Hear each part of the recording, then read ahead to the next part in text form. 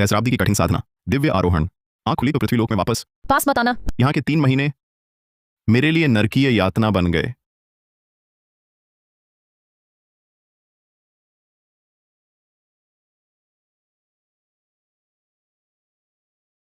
क्या अंततः यही आ गया? 1000 वर्ष। मैं इस लोक में 1000 वर्ष से हूं। आखिरकार अमर होने को हूं।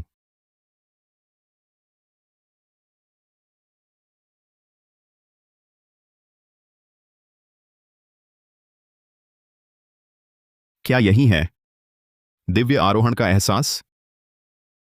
देवलोक, मैं आ रहा हूं। स्थानीय मौसम वेधशाला ने पूर्वानुमान किया है, आज रात भारी आंधी तूफान आएगा। नागरिक कृपया यात्रा में सावधानी बरतें।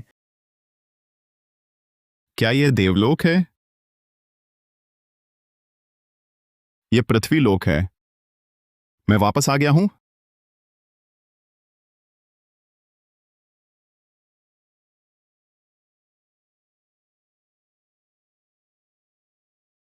यह जगह बहुत जानी पहचानी लग रही है।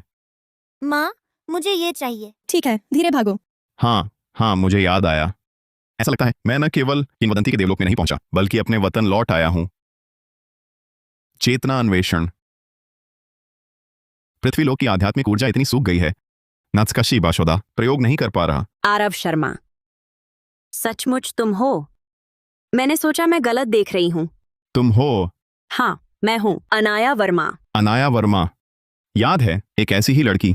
ओह, तुम हो। माफ करना, बहुत दिन हो गए, तुरंत पहचान नहीं पाया। बस 3 महीने हुए हैं, तुमने अपनी सहपाठी को भी भुला दिया? मैंने अमर साधना जगत में 1000 साल साधना की, यहाँ बस 3 महीने बीते, सिर्फ 3 महीने। तो इसका मतलब मैं अभी भी माँ से और बहन नेहा से मिल सकता हूँ। तुम्हारे परिवार के साथ? क्या हुआ? क्या मेरे परिवार के साथ कुछ हुआ है?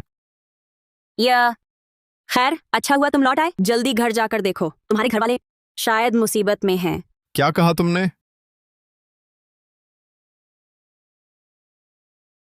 तुम लोग पास मत आना। एक कदम और आगे बढ़ोगे तो मैं जान दे दूंगी। अरे बाप रे, मैं तो डर गया। सचमुच डरा दिया तुमने। खेल बंद करो, जल्दी पकड़ो इसे। युवराज मल्होत्रा को सौंप दो, उनका इंतजार न बढ़ाओ। ठीक है। छोड़ो मुझे, पास मत आना। अरे नन्ही, इतनी इज्जत मत उड़ाओ। युवराज मल्होत्रा की नजर पड़ गई, ये तुम्हारा सौभाग्य है। चलो हमारे साथ। छोड़ो मुझे, मैं नहीं जाऊंगी, मर जाऊंगी, पर तुम्हारे साथ नहीं चलूंगी। मुझे काटने की हिम्मत, आज तुझे सबक सिखाता हूँ, दिखाता हूँ मेरा अपमान करने का अंजाम।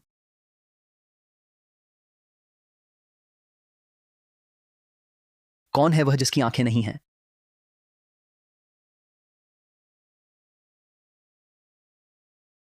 कौन सा नालायक लड़का है? जान बचानी है तो फौरन छोड़ो, दूर हटो। मेरी बहन को छूने की हिम्मत? तुम लोग क्या चीज हो? आह, मेरा हाथ।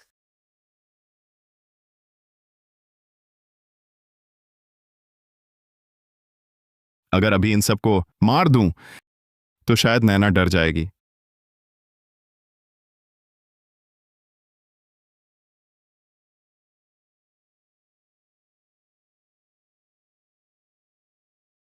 मैं तुम्हें नहीं मारूंगा, बस अपने घर का फर्श गंदा नहीं करना चाहता। अब भी नहीं भागोगे?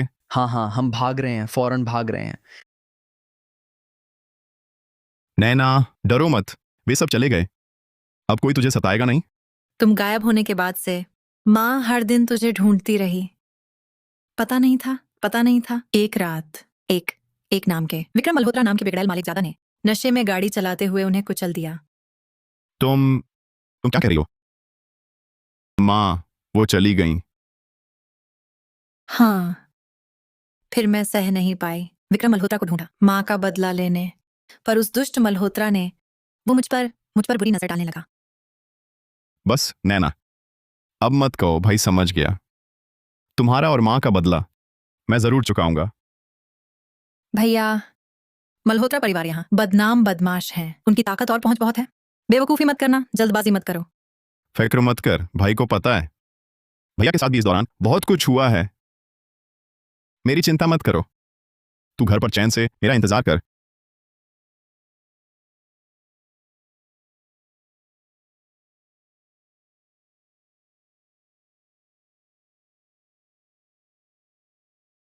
युवराज मल्होत्रा, सुनने में आया है तूने एक लड़की पर नजर डाली है। ये बूढ़ियाओं अब बोर करने लगी हैं।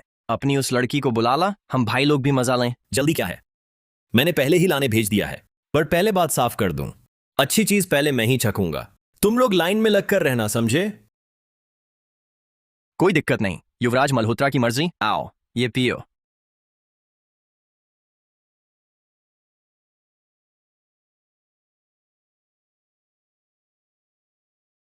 क्या हुआ? जिसे पकड़ने भेजा था वह कहाँ है? वह कहाँ है? या युवराज मल्होत्रा, थोड़ी दिक्कत हो गई, लड़की नहीं ला सके। निकम्मे, सब के सब निकम्मे। एक छोटी सी लड़की भी नहीं उठा सके। मैं तुम सबको पालता हूं। किस काम के हो तुम? युवराज चांद बख्श दीजिए, युवराज चांद बख्श दीजिए, मेरी गलती नहीं है। उस लड़की के घर से एक राक्षस निकल आया, हम उससे टकरा ही नहीं सके। झूठ! यहां बकवास मत करो। उस लड़की की पूरी जानकारी मैंने पूरी तहकीकात कर ली है। बस एक मां है ताबूत में पड़ी और एक भाई है जिसका पता नहीं। कोई और मदद कैसे कर सकता है? वह आदमी शायद उसका भाई ही था। भाई ही सही तो क्या हुआ? एक कच्चा नालायक लड़का मेरे मल्होत्रा परिवार से भिड़ने की हिम्मत करता है। रास्ता दिखाओ, मैं अभी चलता हूं। उसे ऐसे ही कुचल दूंगा।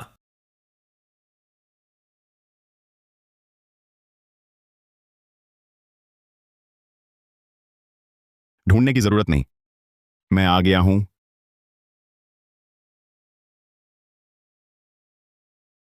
यह युवराज मल्होत्रा है, यही लड़का है जिसने हमारे आदमी को शक कर दिया। नालायक लड़का, तू जानता है मैं कौन हूं? मेरे मल्होत्रा परिवार में ऐसी धौंस, जीने से हार गए हो।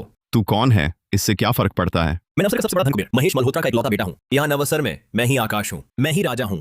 तो अब समझा? मैं वो हूं जिससे तू टकरा नहीं सकता। अक्ल हो तो जल्दी से अपनी बहन को ससम्मान यहां ले आ। मुझे खुश कर दे तो शायद तेरी निकम्मी जान बख्श दूं। तुम भी मेरी बहन को इस हालत में लाना चाहते हो? जरूरी नहीं। यह देखना होगा कि वह कितनी आज्ञाकारी है और सेवा करना जानती है या नहीं। मैं समझ गया, तुम सब लोग उन अधर्म साधकों से भी ज्यादा घृणित और नफरत के काबिल हो। क्या बकवास कर रहा है नालायक? कुछ नहीं, तुम जैसे लोग एक पल भी जीते रहें तो पाप है। अब तुम्हें विदा करने का समय है।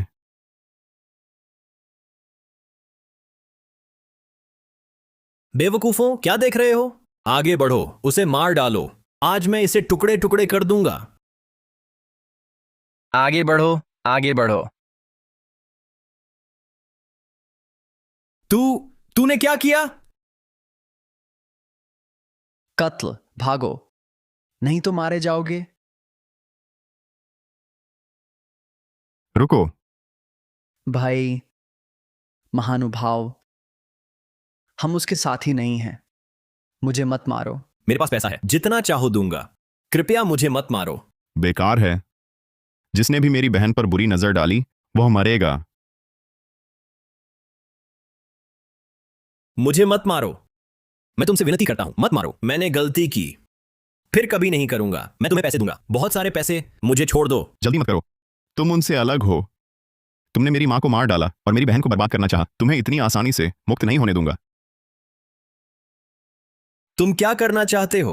मेरे पिता सबसे बड़ा धनकुबेर हैं। तुम्हारी हिम्मत, वह तुम्हें नहीं छोड़ेंगे। तुम्हें मारना बहुत आसान होगा। तुमने मेरी मां को मार डाला, मेरी बहन पर बुरी नजर रखी। तुम्हें जीना मुहाल कर दूंगा, मरना भी नामुमकिन।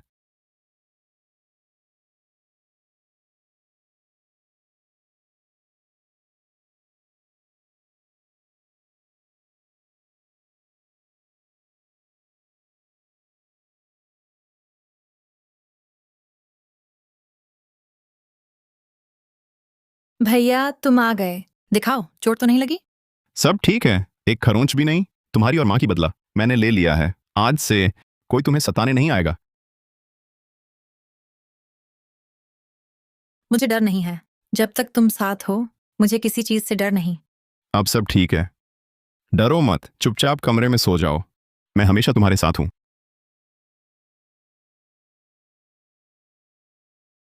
बेकार के लोग, तुम सब अपने आप को महान वैद्य कहते हो।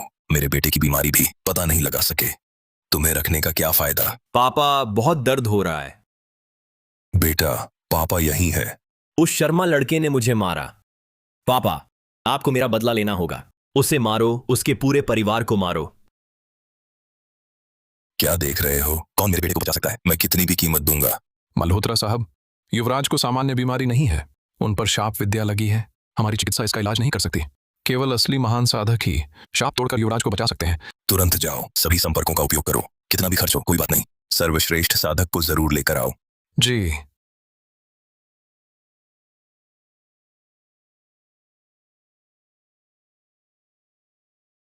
मेहता व्यवस्थापक, तुरंत शर्मा परिवार की पूरी जानकारी जुटाओ। उसने मेरे बेटे को हानि पहुंचाई है। मैं पूरे शर्मा परिवार को खून का बदला चुकाऊंगा।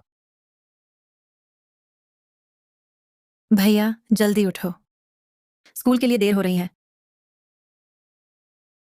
मुझे स्कूल जाना है। भैया क्या बकवास कर रहे हो? तुम विद्यार्थी हो, तुम्हें स्कूल जाना ही है। मुझे जरूरत नहीं लगती, स्कूल मेरे लिए बेकार है। भैया तुम इतने हिम्मत हारे क्यों हो? मुझे उम्मीद थी तुम अच्छे कॉलेज जाओगे, एक स्थिर नौकरी पाओगे और हम शांति से रहेंगे।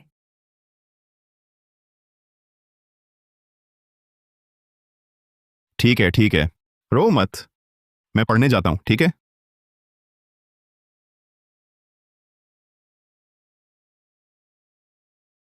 अगर नैना को बताऊं कि मैं 1000 साल का साधक हूं, वह सोचेगी मैं पागल हो गया हूं।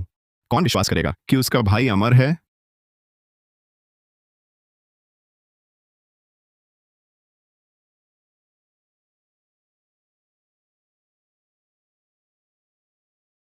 घर में पैसे की कमी है। पता नहीं ये चीज यहां कितनी कीमती है। स्वागत है। नौजवान आराम से देखिए, जो पसंद आए बताइए, छूट दूंगा। मालिक कृपया देखिए, इसकी क्या कीमत होगी? ये रत्न काफी साफ दिखता है, बस आकार छोटा है। 1,15,000 रुपए, ठीक है? बस इतना ही? पर यह तो सबसे घटिया निम्न श्रेणी आत्मरत्न है। मेरे पास ढेर सारा है, इतना भी काम चल जाएगा। हो जाएगा। बढ़िया। नौजवान आप पीछे आराम कक्ष में थोड़ी देर बैठिए, मैं पैसे लाने भेजता हूं।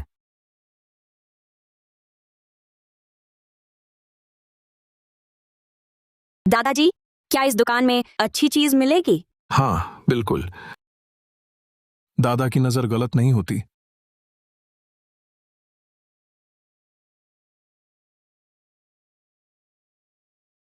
यह तो असली आत्मरत्न है। मालिक ये कितने का देंगे? हाँ, आप इसकी बात कर रहे हैं? आप क्या देंगे? यह रकम ठीक रहेगी? अरे यह तो मेरी लागत है, बेच नहीं सकता। घाटे का सौदा नहीं करूंगा। मैं भी बात नहीं घुमाऊंगा, सीधी बात करते हैं। एक कीमत बताओ। 23 करोड़ रुपए कैसे रहेगा? क्या 23 करोड़? क्या फिर भी कम है? अरे मुझे पता था, इस तरह की निधि की कीमत बिल्कुल नहीं आंकी जा सकती साधारण धन से। वाह, ये बुजुर्ग तो इतने प्रभावशाली लगते थे, पर पता चला ये तो अनजान और मूर्ख हैं। आज कितना अच्छा भाग्य है। छोड़ो छोड़ो, देख रहा हूं आपको सच में पसंद है। 23 करोड़ ही सही, ठीक है, सौदा पक्का। अच्छा, बात तय। दादाजी, इतने छोटे से रत्न की कीमत 23 करोड़ हो सकती है? आम लोग तो इसका रहस्य नहीं जानते। ये कोई साधारण रत्न नहीं है। ये दोनों रत्न शुद्ध आध्यात्मिक ऊर्जा बिखेर रहे हैं। यह साधकों के लिए दुर्लभ खजाना है। वाह, ऐसी बात थी। कोई आश्चर्य नहीं दादाजी इतने उत्तेजित हैं। इसीलिए कह रहा हूं, ये चीज तो बेमूल्य है। भाग्य से दुकानदार की नजर ही नहीं लगी, पहचाना नहीं, इसलिए हमने इतना बड़ा फायदा उठा लिया। वापस जाकर मैं एक रत्न परख दावत आयोजित करूंगा, जानकार मित्रों को बुलाऊंगा, सबको दिखाऊंगा, इस दुर्लभ निधि का दर्शन कराऊंगा। आरव शर्मा, तुम भी यहाँ? क्या संयोग है? तुम हो? तुम्हारे घर के पहले वाले वो सारे झंझट सुलझ गए क्या? अगर कोई मुश्किल हो, मैं और दादाजी दोनों मदद कर सकते हैं। सारे झंझट सुलझ गए, अब कोई दिक्कत नहीं। अच्छी बात है। वैसे तुम्हें भी रत्नों में दिलचस्पी है? कुछ मैं तो बस देखने आया था। ठीक है, मेरे दादाजी एक दुर्लभ रत्न प्रदर्शनी करने वाले हैं, तुम भी चलो ना। मैं छोड़ो भी, वैसी जगह मेरे लायक नहीं। मेरी अनाया को मिलता जुलता दोस्त कम ही मिला है। इनकार मत करो, चलो मजे करेंगे। तुम जैसे नौजवानों को दुनिया देखनी चाहिए, नजरें खुलती हैं, फायदेमंद है। ये बुजुर्ग लगते हैं, संग्रह का शौकीन व्यक्ति। शायद आगे चलकर सीधे उन्हीं को निधि बेच सकूं, काफी मेहनत बच जाएगी। अच्छा ठीक है, जब बुजुर्ग साहब ने इतनी दरियादिली दिखाई तो मैं आपकी बात नहीं टालूंगा। आपका शुक्रिया।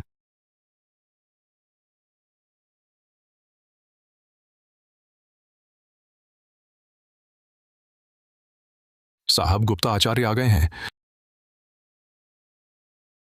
जल्दी बुलाओ, गुप्ता आचार्य को तुरंत अंदर लाओ। गुप्ता आचार्य आप आ गए, कृपया मेरे बेटे को बचाइए, वह अब और नहीं टिक पाएगा। मल्होत्रा साहब धैर्य रखें, आपके पुत्र को रोग नहीं है, उसे घोर विषैला अभिशाप लगा है। तो क्या मेरा बेटा बच सकता है? कृपया उसे बचाइए, छोटी सी बात है, मैंने 30 वर्ष साधना की है। ऐसी चीजें मेरी नजर में मामूली खेल हैं।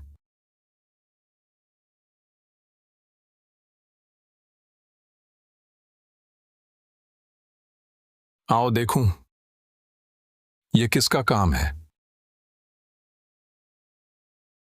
ये कैसी शक्ति है? मैंने बस एक नजर देखी और इतना प्रबल प्रतिघात झेला। मंत्रकर्ता का साधना बल अथाह है, मेरे बस की बात नहीं। गुप्ता आचार्य, आप ठीक हैं? मल्होत्रा साहब, आपके पुत्र का शाप मैं नहीं तोड़ सकता, सिवाय मंत्रकर्ता को खोजकर उसे स्वयं हटवाने के, वरना कोई नहीं बचा सकता। समझ गया, कोई है? आचार्य को विश्राम के लिए ले जाओ। पिछली बार जो पूछा था, कुछ पता चला? सब पता चल गया है। शर्मा परिवार साधारण है। आरव शर्मा नाम का युवक है, वह हाल ही में वर्मा परिवार के करीब आया है। लगता है उनका सहारा ले रहा है। वर्मा परिवार बस थोड़ी दौलत वाला सांसारिक कुल है, डरने की बात नहीं। तुम रक्तदेव सभा के भारी हथियारों से संपर्क करो। रक्तदेव सभा, वहां के हत्यारे सच्चे साधक होते हैं, उनकी सेवाओं की कीमत बहुत ज्यादा है। मल्होत्रा परिवार की आधी संपत्ति लगा दो, कोई भी कीमत चुकाओ, फिर भी आरव शर्मा को जिंदा पकड़ कर लाओ। मैं उसे मरना भी नामुमकिन बना दूंगा।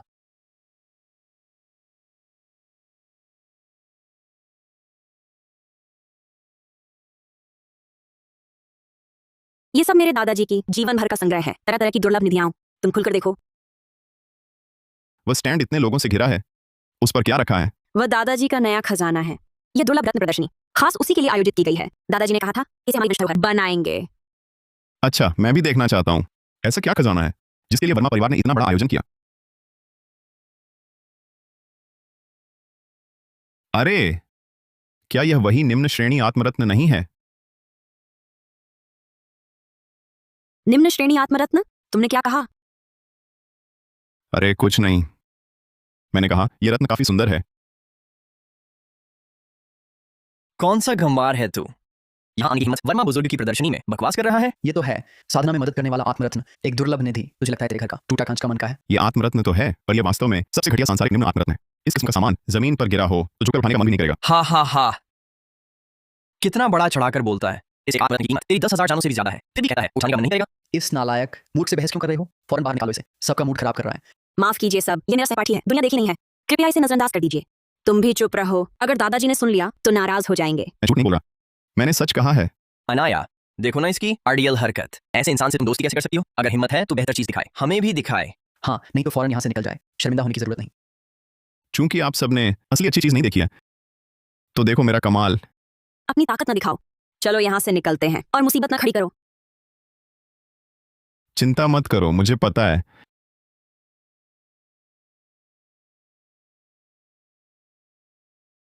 ये क्या है?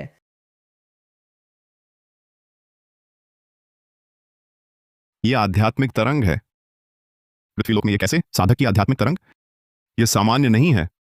क्यों रुक गए? अभी तो बड़ी बड़ी बातें कर रहे थे। दिखाओ ना हमें अपना खजाना। खजाना बाद में। अगर जीना चाहते हो तो फौरन जमीन पर लेट जाओ। क्या? यहां बकवास मत करो।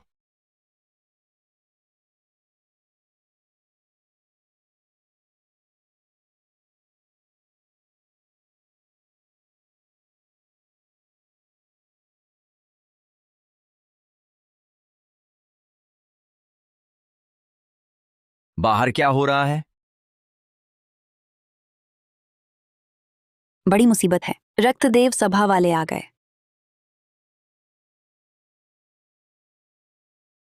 बड़ी मुसीबत है, रक्तदेव सभा वाले आ गए।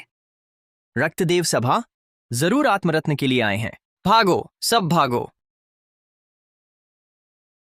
कौन आया है? रक्तदेव सभा के लोग। इस बार तो निश्चित ही इस आत्मरत्न को लूटने आए हैं। तुम्हें इसमें कुछ नहीं करना, पिछले दरवाजे से भाग जाओ। और तुम? मैं वर्मा परिवार की हूँ, मैं नहीं जा सकती। दादाजी की मदद करनी है। अच्छा ठीक है, तुमने मुझे दावत में बुलाया था, इस एहसान के लिए तुम्हारे साथ चलता हूँ। अरे मत जाओ, बहुत खतरनाक है। रुको, मैं भी आती हूँ। वर्मा परिवार का अंत हो गया, अब अगली जगह का समय है।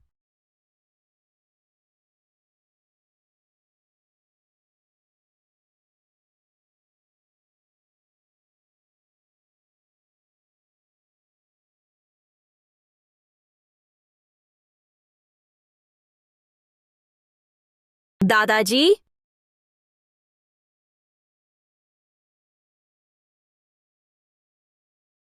दादाजी आप ठीक रहिए, कुछ ना हो जाए। नादान बच्ची, रो मत। अब मैं तेरे साथ नहीं रह पाऊंगा, नहीं, आप मुझे अकेला नहीं छोड़ सकते। मैं अभी डॉक्टर को बुलाती हूँ, आप ठीक हो जाएंगे। बेटी, मेरी चोट मैं जानता हूं, चमत्कारी वैद्य भी नहीं बचा सकते। बस यही आखिरी पल मेरे साथ बिता दो। दादाजी। तुम्हारे दादाजी अभी जीवित हैं, इतना चिल्ला क्यों रही हो? पर दादाजी वो। थोड़ा हट जाओ, और देरी होगी तो सच में नहीं बच पाएंगे। तुम मेरे दादाजी को बचा सकते हो?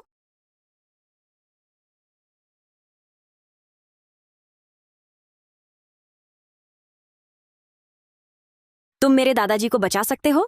आखिर मैंने तुम पर एहसान लिया था। मुझे किसी का कर्ज पसंद नहीं। बहुत अच्छा, बस आप दादाजी को बचा लें, मैं कुछ भी करने को तैयार हूं।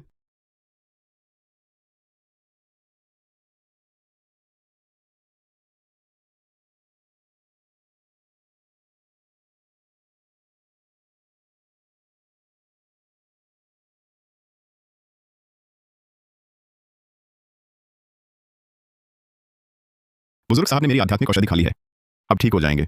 लड़के, तुमने दावत कक्ष में बड़ी बड़ी बातें की थी। हमने सोचा था कि तुम बस अनाया के सामने झूठा दिखावा कर रहे हो, लेकिन अब जान का सवाल है, ये मजाक का वक्त नहीं है। हाँ, जान का मामला है। तुम यहाँ अनाया को बेवकूफ न बनाओ। तुम्हें कैसे पता कि मैं नहीं कर सकता?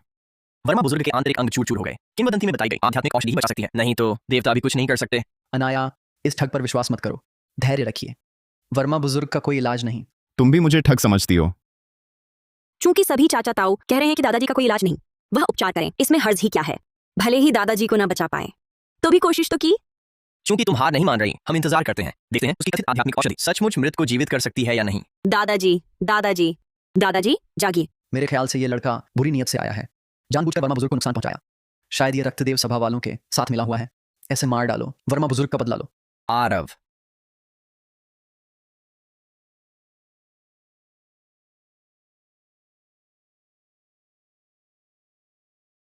रुको।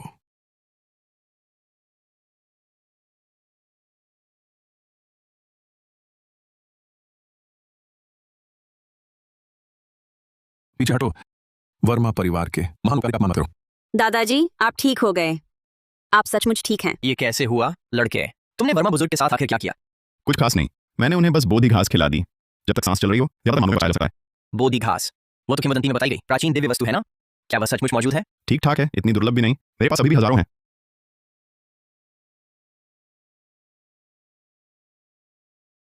यह कैसे संभव है? तुम्हारे पास इतनी दुर्लभ आध्यात्मिक औषधियां हैं। प्रिय युवक, तुम वास्तव में कौन हो? मेरी पहचान से तुम्हें कोई मतलब नहीं होना चाहिए। बस इतना याद रखो, मेरे दुश्मन मत बनना। दुश्मनों के साथ मैं हमेशा निर्दयी रहा हूं। ये वृद्ध समझ गया। प्रिय युवक, आपके प्राणदान के लिए आभार। अब से पूरा वर्मा परिवार आपके हर आदेश का पालन करेगा। हाँ, मैंने भी वादा किया था। तुमने मेरे दादाजी को ठीक कर दिया, अब से मैं भी हर बात में तुम्हारी सुनूंगी। ठीक है, मैंने तुम्हारे दादाजी को इनाम के लिए नहीं बचाया था।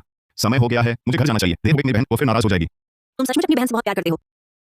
बिल्कुल, वह मेरी एकमात्र रिश्तेदार है। आदेश पहुंचा दो, आज से वर्मा परिवार का हर सदस्य हर कीमत पर कुमार शर्मा से मित्रता बनाए रखेगा। वह अब हमारे वर्मा परिवार के बड़े उपकारी हैं, उनका किसी भी तरह अपमान नहीं होना चाहिए।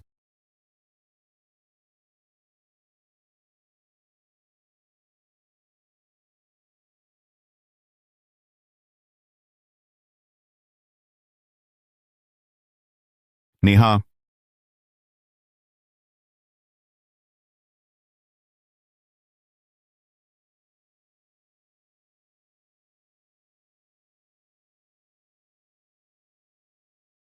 फिर से मल्होत्रा परिवार मौत को बुला रहा है।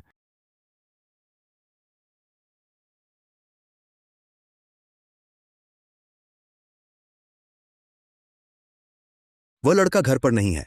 हमें अभी उसकी बहन को पकड़ना होगा ताकि वह सामने आए। लेकिन उसका सहारा वर्मा परिवार। इस बारे में सोचने की क्या जरूरत है? जब भी रक्तदेव सभा ने हाथ उठाया है, कभी असफल कब हुई है? बहुत अच्छा किया। सभी विशेषज्ञों की सहायता के लिए धन्यवाद। अब बस उस शर्मा नामक व्यक्ति आने का इंतजार है। मैं उसे जीवित वापस नहीं जाने दूंगा, उसके टुकड़े टुकड़े कर दूंगा। हाँ हाँ हाँ, साहब, वहां आ गया है। जिसका जिक्र वही हाजिर। चलो चलो उस लड़के से मिलते हैं जो अपनी औकात नहीं जानता। कौन है? रुको। जीना चाहते हो तो हट जाओ, मैं बहुत गुस्से में हूं। मुझे तंग मत करो।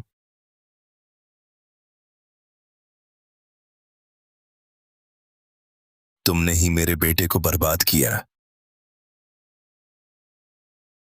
तुम उसके पिता हो, तुमने मेरी बहन को पकड़ा है।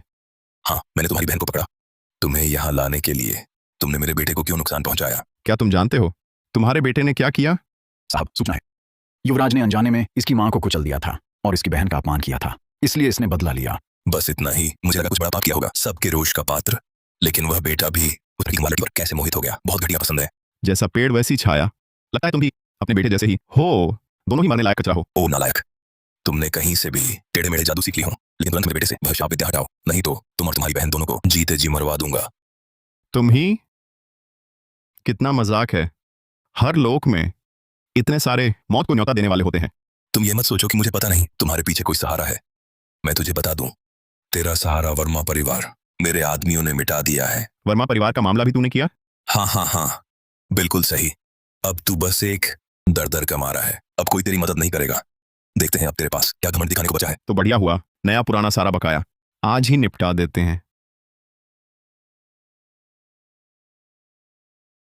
आओ, समय पकड़ो इसे, पकड़ लो इसे।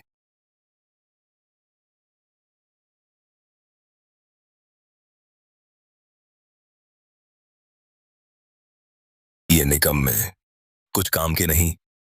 मेहरबानी करके आप सब इस नालायक को जरूर पकड़िए, मेरे बेटे का बदला लीजिए। हम दिलचस्प है। लगता है ये लड़का भी हमारी तरह ही एक साधक है। सुन लड़के, तू और हम पेशा साधक हैं। हमारे तरीके जानते हो, समझदारी दिखा, चुपचाप आत्मसमर्पण करो, वरना शारीरिक पीड़ा भोगनी पड़ेगी। खुद ही मुसीबत मोल ले रहा है। अच्छा, मैं तो देखना चाहता हूँ इस पृथ्वीलोक के साधकों की शक्ति आखिर कितनी है। मौत सामने आए तब समझेगा। तो आज हम तुझे दिखा देते हैं हमारी रक्तदेव सभा के तरीके। व्यूह रचना।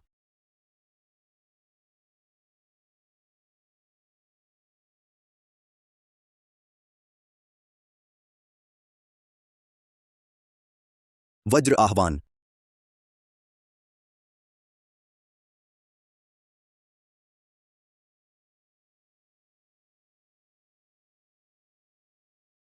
वह कहीं ऐसे ही मर तो नहीं गया? फिक्र मत करो, हमने उसकी एक सांस बचा रखी है, उसे इतनी आसानी से मरने नहीं देंगे। रक्तदेव सभा के विशेषज्ञ तो सचमुच कहने लायक हैं। जल्दी करो, इसे ले जाओ मेरे बेटे के कमरे में। मैं अपने बेटे का दर्द पूरा का पूरा इसे छकाऊंगा। क्या हुआ?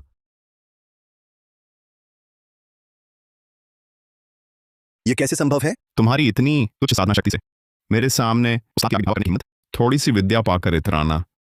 तुम्हारी यह साधना मेरी बराबरी के लायक भी नहीं। अब मेरी बारी है।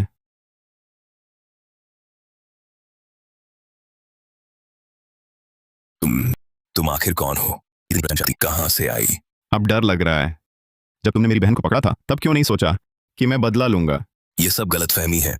मैंने तुम्हारी बहन को बुलाया था केवल तुमसे विनती करने के लिए कि मेरे बेटे का इलाज करो, और कुछ नहीं। हथियार भेजकर मुझे मारने की कोशिश, मेरी बहन से मुझे धमकाना, यही है तुम्हारी विनती का तरीका? ये सब मेरी गलती है, मैं मूर्ख था। मैं क्षमा मांगता हूँ, मुआवजा दूंगा, जितना चाहो पैसा। क्या तुम्हें लगता है ढोंगी माफी काम आएगी? फिर ऐसा करो, मैं तुम्हारी बहन को हमारी बहुरानी बहन दूंगा, हमारी बहुरानी बनने दूंगा, तब तुम भी हमारे परिवार के हो जाओगे, सब एक होंगे, पुरानी बातें भूल जाओ। बस बंद करो, तुम्हारी हर बात घिनौनी है।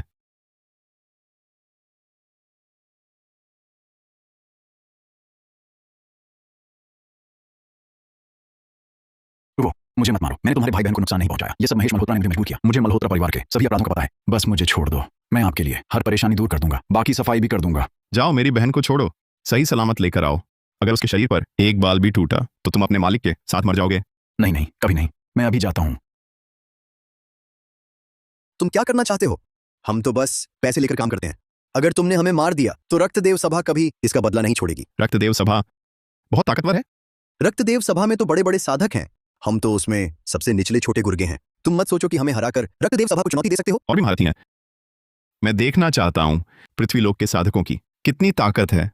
अब डर लग रहा है ना? अगर तुम हमें जाने दो तो मैं ऊपर वालों से बात करूंगा। गारंटी देता हूं, रक्तदेव सभा तुम्हें परेशान नहीं करेगी। हम एक दूसरे से दूर रहें। इतनी मेहनत की जरूरत नहीं, मौका मिलेगा तो मैं खुद मिलूंगा इस रक्तदेव सभा से। और तुम लोग माफ करना, मेरा एक सिद्धांत है, जो कोई भी मेरे अपनों को चोट पहुंचाए मैं उसे नहीं छोड़ता।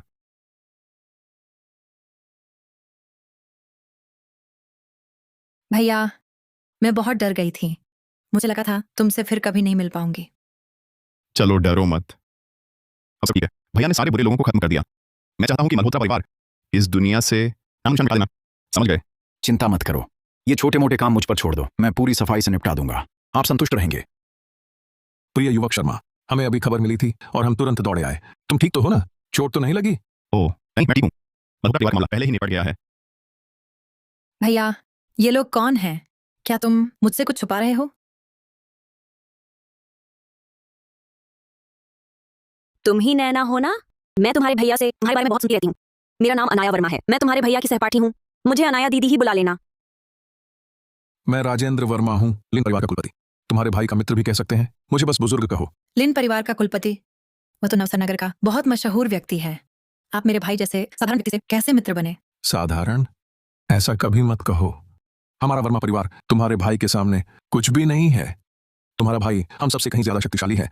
बिल्कुल सही। आरव ने मेरे दादाजी की जान बचाई है। वह हमारे वर्मा परिवार के महान उपकारी हैं। भैया, तुमने मुझसे और क्या क्या छुपाया है?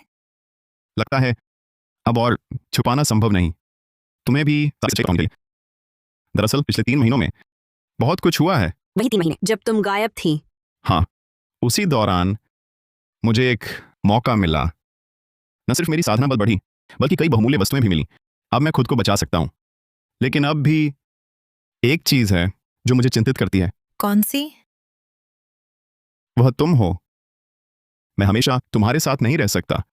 मुझे डर है कि फिर कोई आज की तरह तुम्हें नुकसान पहुंचाने की कोशिश करेगा। तो मैं तुम्हें साधना सिखाना शुरू करना चाहता हूं। मैं? साधना? मुझ पर भरोसा रखो। मैं तुम्हें जरूर पूरी तरह बदल दूंगा ताकि कोई तुम्हें हाथ न लगा सके।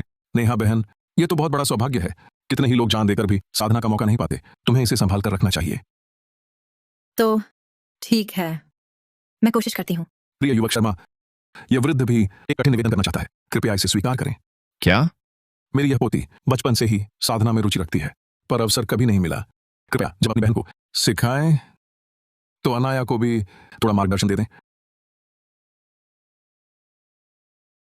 मैं उसे सिखा सकता हूं, पर कारण जानना चाहूंगा।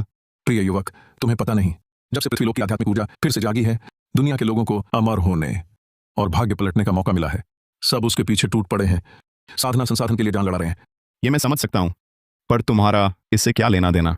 पर वे असली पवित्र ऊर्जा स्थल और दिव्य औषधियां तो पहले ही शीर्ष प्रतिष्ठित कुलों ने कब्जा कर ली है। हमारे वर्मा परिवार को बस भाग्य से थोड़ा सा अवसर मिला, इसलिए साधना का प्रथम द्वार देख पाए। अगर हम कोशिश ना करें तो जल्द ही दूसरे कुल हमें रौंद देंगे और हम पूरी तरह बर्बाद हो जाएंगे। फिर हमारा कोई ठिकाना ना रहेगा। तो दूसरे शब्दों में, खुद की ताकत का स्तर सीधे प्रभावित करता है परिवार के उत्थान पतन को। यही बात है ना? हाँ, कुछ ऐसा ही है। और अगले महीने दक्षिण प्रभा प्रांत में प्रथम युद्ध संघ महाप्रतियोगिता होने वाली है। अगर हमारे वर्मा परिवार के सदस्य इस प्रतियोगिता में अच्छी रैंक नहीं ला पाए तो वर्मा परिवार को आधिकारिक तौर पर प्रतिष्ठित कुल सूची से नामोशान कर दिया जाएगा। इसीलिए मैंने सारी संपत्ति लगा दी साधना संसाधन पाने के लिए, ताकि परिवार की ताकत बढ़ सके। युद्ध संघ प्रतियोगिता वो क्या चीज है? युद्ध संघ प्रतियोगिता दक्षिण प्रभा प्रांत के सभी प्रतिष्ठित कुलों का एक बड़ा सम्मेलन है, जिसे युद्ध संघ प्रतियोगिता कहते हैं। इसमें कुलों की रैंकिंग सीधे तय करती है उनके कुल की दक्षिण प्रभा प्रांत में निर्णय शक्ति और संसाधनों का बंटवारा। हमारा वर्मा परिवार दिखने में तो ठीक है, पर पूरे दक्षिण प्रभा प्रांत के कुलों में इसकी कोई गिनती नहीं। मैं वर्मा परिवार को बचा पाऊंगा या नहीं, यह इसी प्रतियोगिता पर निर्भर है। यह युद्ध संघ प्रतियोगिता काफी दिलचस्प लगती है। अगर इसमें जीत हासिल कर ली तो शायद आगे इतने सारे अंधे लोग मुझे और मेरी बहन को परेशान नहीं करेंगे। इस प्रतियोगिता में भाग लेने के क्या शर्तें हैं? अगर प्रिय युवक तुम भी भाग लेना चाहते हो तो मेरा वर्मा परिवार तुम्हारी जमानत ले सकता है, प्रतियोगिता की पात्रता दिलवा सकता है। बस तुम्हें थोड़ा समझौता करना होगा। नाम के तौर पर तुम्हें वर्मा परिवार के आश्रित के रूप में भाग लेना होगा, क्योंकि सिर्फ कुलों के सदस्य या उनके आश्रित ही प्रतियोगिता के पात्र होते हैं। कोई समस्या नहीं, बस प्रतियोगिता में भाग लेने का अधिकार मिल जाए। ये छोटी सी बात, कोई बात नहीं। तो हम ये तय कर लेते हैं, मैं अनाया को साधना सिखाऊंगा और तुम मुझे प्रतियोगिता की पात्रता दिलवाओगे। ठीक है, यही तय है। धन्यवाद प्रिय युवक सहमति के लिए। मेरा वर्मा परिवार तुम्हारे विश्वास को कभी नहीं तोड़ेगा।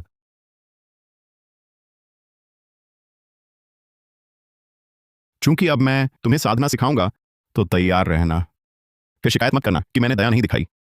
चिंता मत करो, तुम्हारी हर बात मानूंगी। जरूर मेहनत से साधना करूंगी, कभी निराश नहीं करूंगी। भैया, मुझे भी? हाँ, मैं न सिर्फ तुम्हें साधना सिखाऊंगा, बल्कि इस युद्ध संघ प्रतियोगिता में तुम्हें ही मैदान में उतरना होगा। अच्छा, मुझे भी?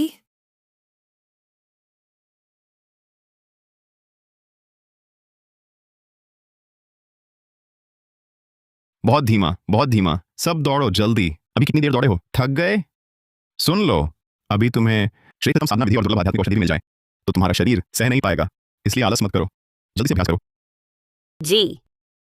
सही देख रहा हूँ क्या? वह लड़का विद्यालय सुंदरी अनाया वर्मा से दौड़वा रहा है और डंडे से मार रहा है। बहुत ज्यादा है, अब बर्दाश्त नहीं होता। ये लड़का साफ जुल्म है। मैं चाह रहा हूँ इसकी हरकत रोकने। रुको, तुम लोग कौन हो? क्या चाहते हो? अरे प्यारी सी, अनाया सहपाठी से दूर रहो। हम तुम्हें ऐसा करने नहीं देंगे। अनाया सहपाठी, क्या तुम पर कोई दबाव है? उसने तुम्हें फंसाया है? डरो मत, बस हमें सच बताओ, हम तुम्हारी रक्षा करेंगे। ये दोनों, क्या ये दोनों हैं? तुम लोग कौन हो? मुझे तुम्हारी सुरक्षा की जरूरत नहीं। रास्ते में मत आओ, चले जाओ यहाँ से। आरव, हम इनकी परवाह न करें, हम जारी रखें, इनसे समय बर्बाद ना होने दें। ठीक है, अभी इनकी वजह से काफी देर हो गई, बाद में मैं और सख्त रहूंगा। अच्छा, मैं आपकी हर बात मानूंगी। अनाया, ऐसा चरित्र था क्या? मेरी कल्पना से बिल्कुल अलग है। मुझे एक थप्पड़ मारो, देखते हैं सपना तो नहीं देख रहे। आह, बहुत दर्द हुआ।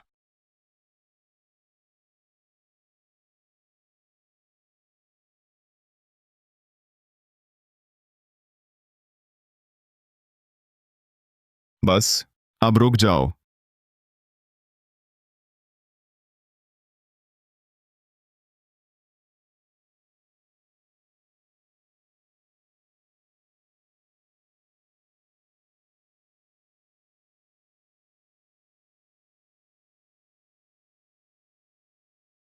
इस विशेष प्रशिक्षण के बाद तुम दोनों की शारीरिक क्षमता काफी बढ़ गई है, नींव भी मजबूत हो गई है। अब समय आ गया है तुम्हें चुनौती देने का। चुनौती? चुनौती?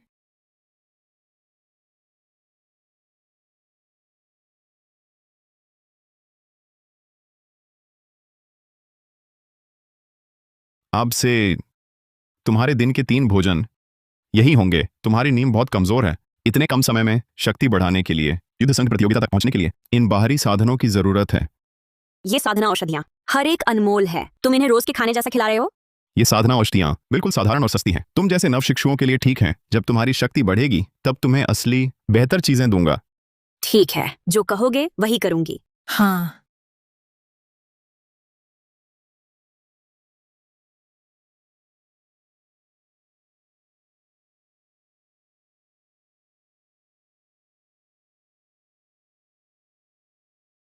ये क्या?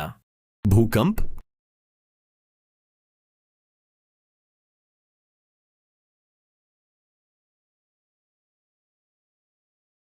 नहीं, भूकंप नहीं है। दक्षिण पूर्व दिशा से तीव्र आध्यात्मिक ऊर्जा उमड़ रही है। इससे भारी आध्यात्मिक तरंगें पैदा हुई हैं। वह जगह आखिर है कहां? उस दिशा में लगता है नवसर नगर है। नवसर नगर? वह इलाका तो सुनसान है। कोई श्रेष्ठ कुल नहीं, कभी सुना भी नहीं कि कोई महान साधक वहां हो। ऐसा विलक्षण महायोगी इतनी ताकतवर तरंगें पैदा कर रहा है। शायद नवसर में एक वर्मा परिवार है, पर वह तो बस स्थानीय छोटा कुल है। साधारण शक्ति, ज्यादा प्रसिद्ध नहीं, कभी खास प्रदर्शन भी नहीं किया। लगता है ये वर्मा परिवार साधारण नहीं है। इतनी प्रबल तरंगें पैदा करना बाहरी दिखावे से कहीं ज्यादा है। अगले सप्ताह की युद्ध संघ प्रतियोगिता में इस वर्मा परिवार पर जरूर नजर रखनी होगी।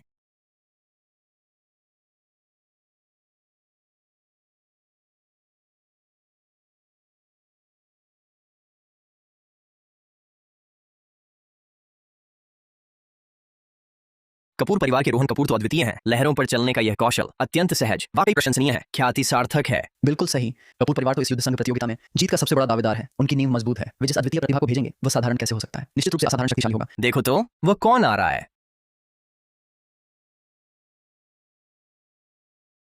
बचाओ, मैं तैरना नहीं जानता। क्षमा करें, क्षमा करें, मेरी योजना अधूरी थी। मैंने नहीं सोचा था तुम इतने कमजोर हो। इतनी सी लहरें भी सह नहीं सकते। वास्तव में खेद है। वह खन्ना परिवार का गर्वित बेटा है। करण खन्ना इतनी शक्ति रखता है। नई पीढ़ी प्रभावशाली है। इस स्तर की शक्ति से घमंड करने का अधिकार तो है ही। मेरे प्यार से इस बार युद्ध संघ प्रतियोगिता का विजेता वही होगा। उसकी बराबरी कोई नहीं कर सकता।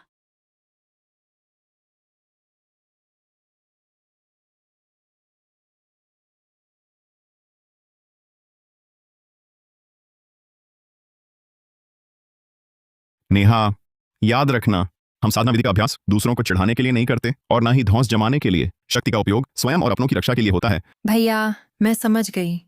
मैं निश्चित रूप से ऐसी मूर्खता नहीं करूंगी।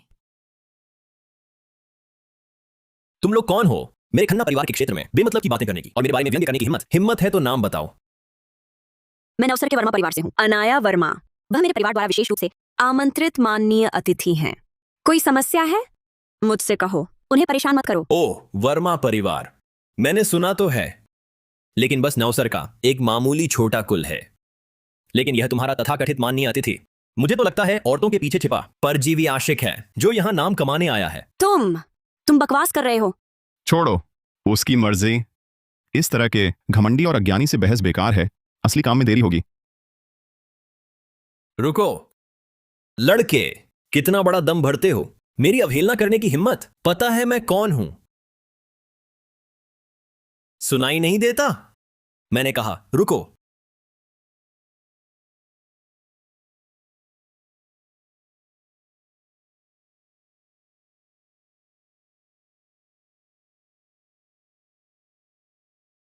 आह,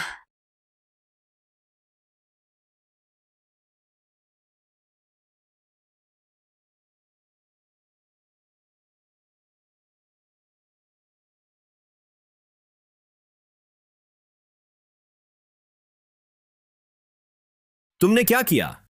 जल्दी छोड़ो, मेरी तलवार वापस दो। ठीक है, लो तुम्हारी तलवार।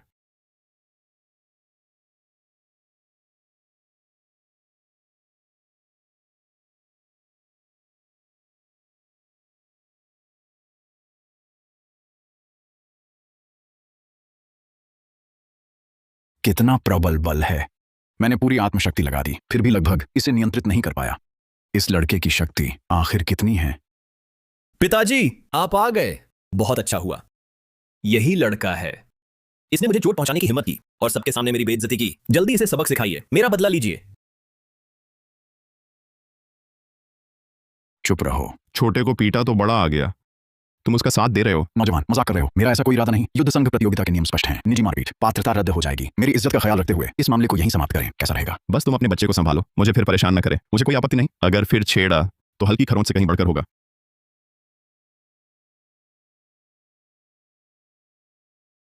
पिताजी, आप ये क्या कर रहे हैं?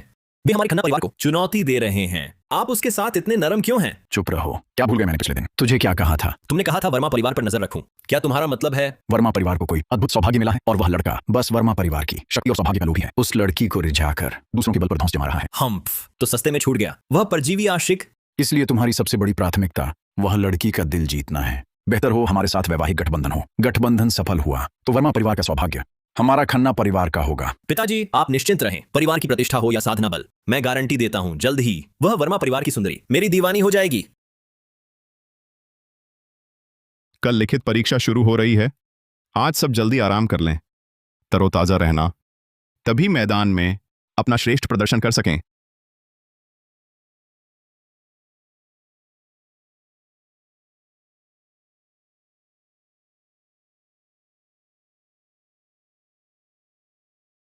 अभी समय बहुत है, चलो समुद्र तट पर घूमने चलते हैं, वहां का दृश्य देखें। नहीं, मुझे अभी कुछ साधना सूत्र याद करने हैं, मैं दोहरा लूं। भैया, तुम अनाया दीदी के साथ जाओ, उनका मूड खराब मत करो। बहुत अच्छी बहन है मेरी, सब समझती हो। आखिर मौका मिल गया आरव के साथ अकेले रहने का।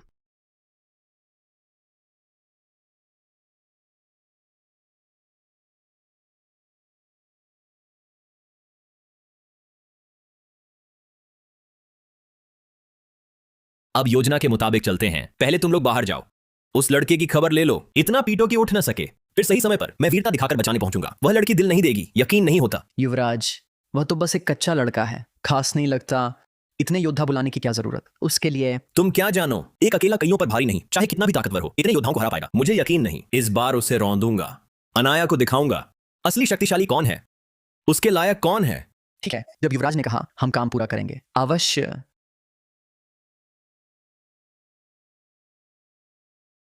आरव, मैं तुमसे कुछ कहना चाहती हूँ। बहुत सुंदर हो तुम। ये परजीवी आशिक तुम्हारे काबिल नहीं। हमारे साथ चलो, हमारे साथ मजा करो, खनुश रखेंगे तुम्हें। अरे फिर ये घिसा पिटा तरीका, लगता है ये लोग बिल्कुल नहीं सुधरते, सबक भूल जाते हैं। ऐसे छोटे गुर्गों से तुम्हें नहीं लड़ना, मुझ पर छोड़ो, मेरा अभ्यास हो जाएगा। ठीक है, देखूंगा मैं तुमने कितना सुधार किया है। मुझे निराश मत करना। हमारा मजा किरकिरा किया, हमें परेशान करने की हिम्मत, नरक में जाओ सब।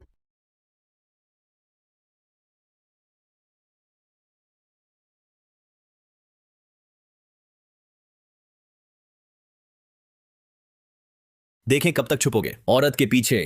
कल प्रतियोगिता में तुम्हें सबक सिखाऊंगा, तुम्हारी बदनामी करूंगा।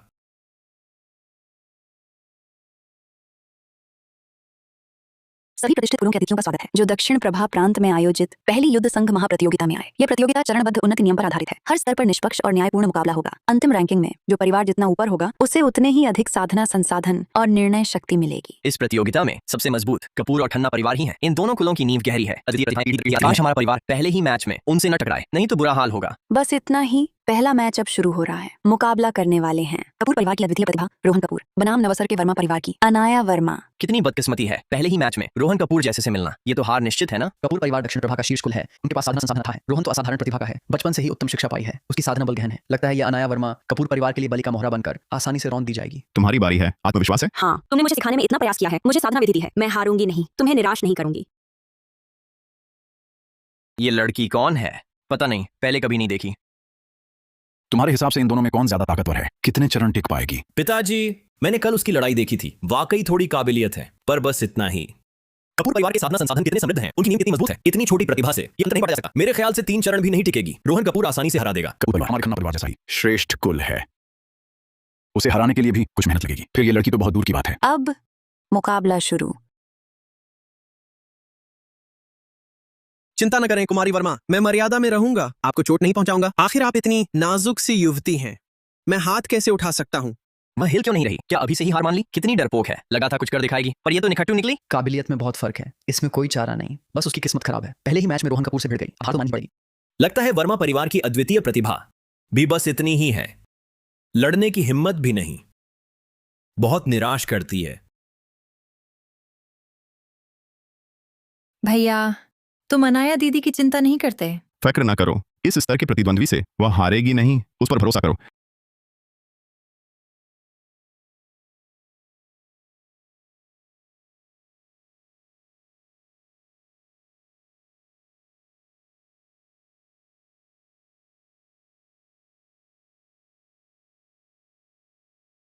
चिंता मत करो, मैं भी मर्यादा में रहूंगा। आपका आभार।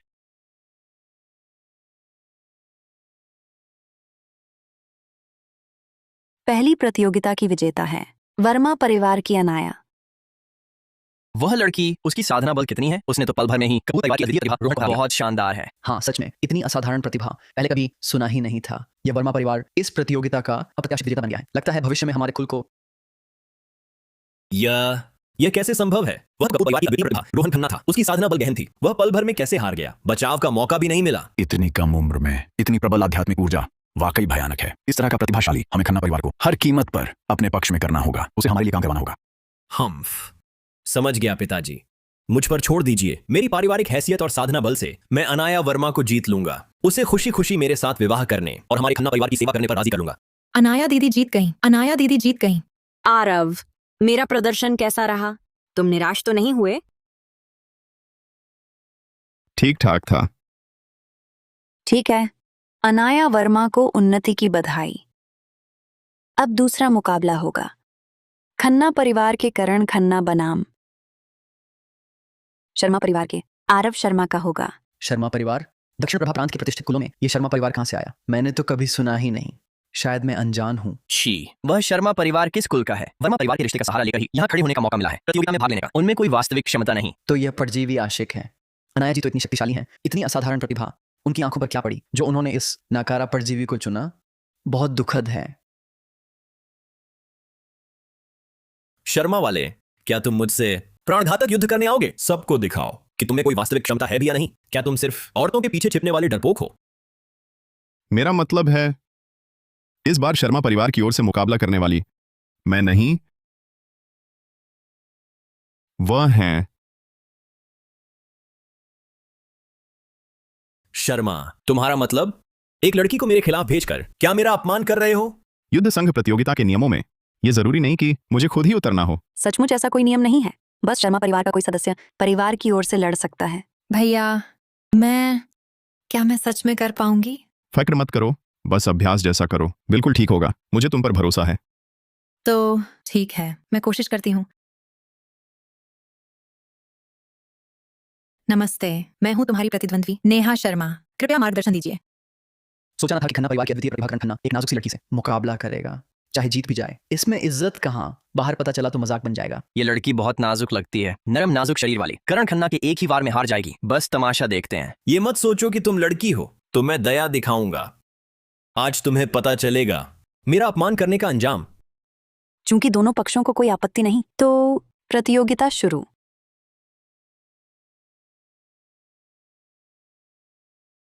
छोकरी, घर वापस जाओ। यह उस पर असर क्यों नहीं हुआ? मेरा वह प्रहार गलत भी नहीं था।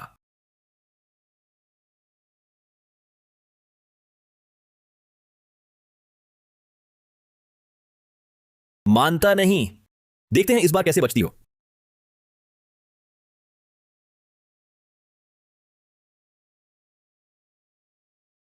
अरे, ये कैसे हो सकता है? वह बिल्कुल अछूता कैसे? मैंने तो पूरी ताकत लगा दी थी। लंपट, मुझे मत छुओ।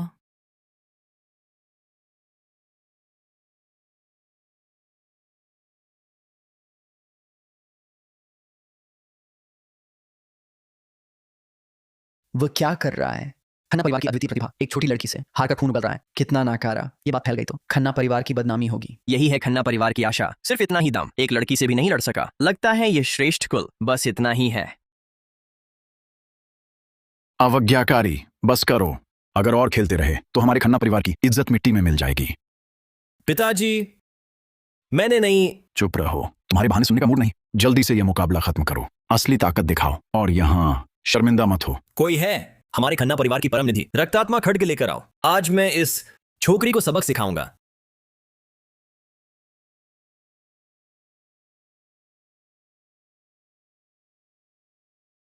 खन्ना परिवार सचमुच विशाल है, इतना समृद्ध इतिहास। वह रक्तात्मा खड्ग देखते ही स्वर्गीय श्रेणी निधि लगती है। सचमुच आंखें खुल गईं। खन्ना परिवार ने ऐसी परम निधि निकाली एक लड़की से निपटने के लिए। साफ है, वाकई घबरा गए। सोच भी नहीं सकता ये लड़की अब कैसे जीतेगी। लगता है अब एक तरफा रौंद कुचल होगी। पास मत आओ। नैना, डरो मत, भैया ने भी तुम्हारे लिए कुछ रखा है। ये लो, तुम्हें कुछ नहीं होगा।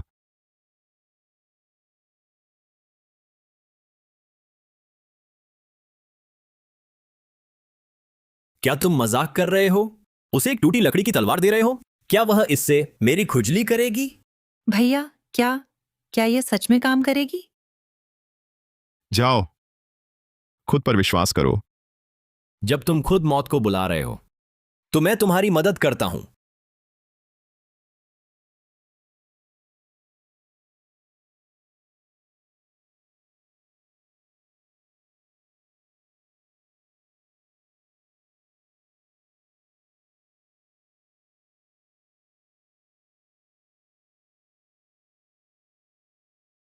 ये कैसे संभव है? ये तो हमारे खन्ना परिवार की कुल की रक्षा निधि है। नहीं, असंभव। वह रक्तात्मा खड्ग जिसे पाने में हमने इतनी मेहनत की, वह कैसे टूट गया? यह बिल्कुल असंभव है।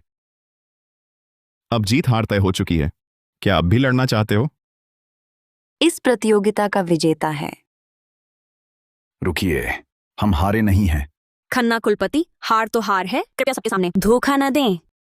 शर्मा परिवार की यह लड़की सिर्फ हथियार की ताकत से मेरे बेटे को हरा पाई, उसकी खुद की शक्ति से नहीं। यह नियम तोड़ना है। यह मुकाबला अमान्य है। आपके बेटे ने भी तो हथियार इस्तेमाल किया था। हाँ, इसलिए मैं तय करता हूँ, यह मुकाबला अमान्य है। फिर से करना होगा। पहले अपने बेटे की हालत देख लीजिए। उसकी लड़ने की शक्ति जा चुकी है। फिर से लड़ने से क्या फर्क पड़ेगा? बस फिर से शर्मिंदगी होगी। यह युद्ध संघ महाप्रतियोगिता तो हर कुल की क्षमता जांचने के लिए है। फिर से एक मुकाबला हो, मेरे खन्ना परिवार का कोई भी भाग ले सकता है। युद्ध संघ के नियमों में ऐसा कोई नियम नहीं है। मैं इस महाप्रतियोगिता का आयोजक हूँ। नियम मैं तय करूंगा जैसे चाहूं।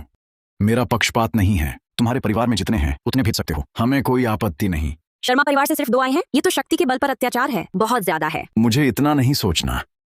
अगर तुम फिर से मुकाबला नहीं चाहते तो अभी जाओ और पात्रता छोड़ दो। इसके बाद तुम दक्षिण प्रभा प्रांत के किसी भी प्रतिष्ठित कुल में नहीं टिक पाओगे। तुम बिल्कुल अनुचित हो। ठीक है, चूंकि तुम खेलना चाहते हो तो मैं तुम्हारे साथ खेलूंगा। बढ़िया, चूंकि तुमने हाँ कह दी तो हम जारी रखते हैं। सब लोग हमला करो।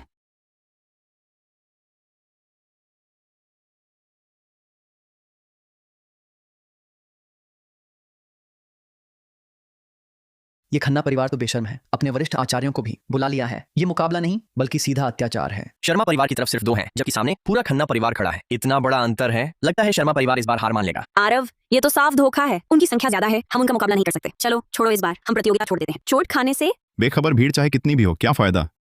मैं अकेला ही उन सबसे निपट लूंगा। तुम लोग नीचे बैठे रहो।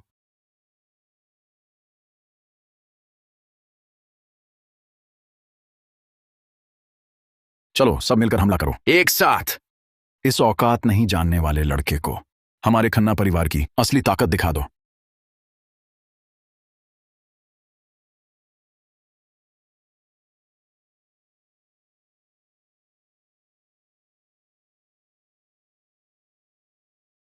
क्या यही है तुम्हारे खन्ना परिवार की कथित असली ताकत? कितनी निराशा है। ये आदमी सचमुच मुश्किल है। घबराओ मत, स्थिर रहो, खड्गव्यूह बनाओ। हमारे खन्ना परिवार के प्राणघातक खड्गव्यूह से उसका अंत करो।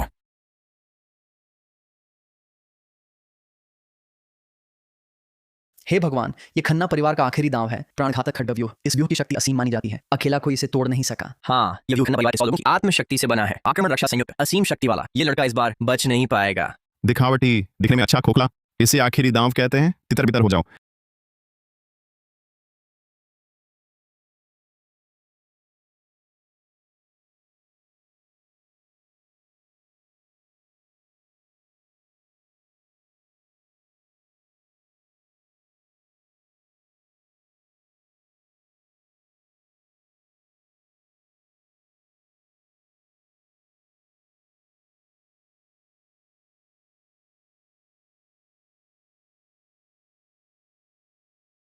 यह कैसे संभव है? तुम आखिर कौन हो? हमारे खन्ना परिवार का तुमसे कोई वैर नहीं। हमें क्यों निशाना बना रहे हो? तुम्हें निशाना बनाना? तुम अपने आप को कितना समझते हो? अगर तुम ईमानदारी से प्रतियोगिता करते, तुम जीतो या हारो, मुझे कोई फर्क नहीं पड़ता। दुर्भाग्य से तुम्हारे दिमाग में षड्यंत्र भरे हैं। बार बार उकसाते हो, मेरे और मेरे परिवार के खिलाफ साजिशें रचते हो। ये मैं बर्दाश्त नहीं करूंगा।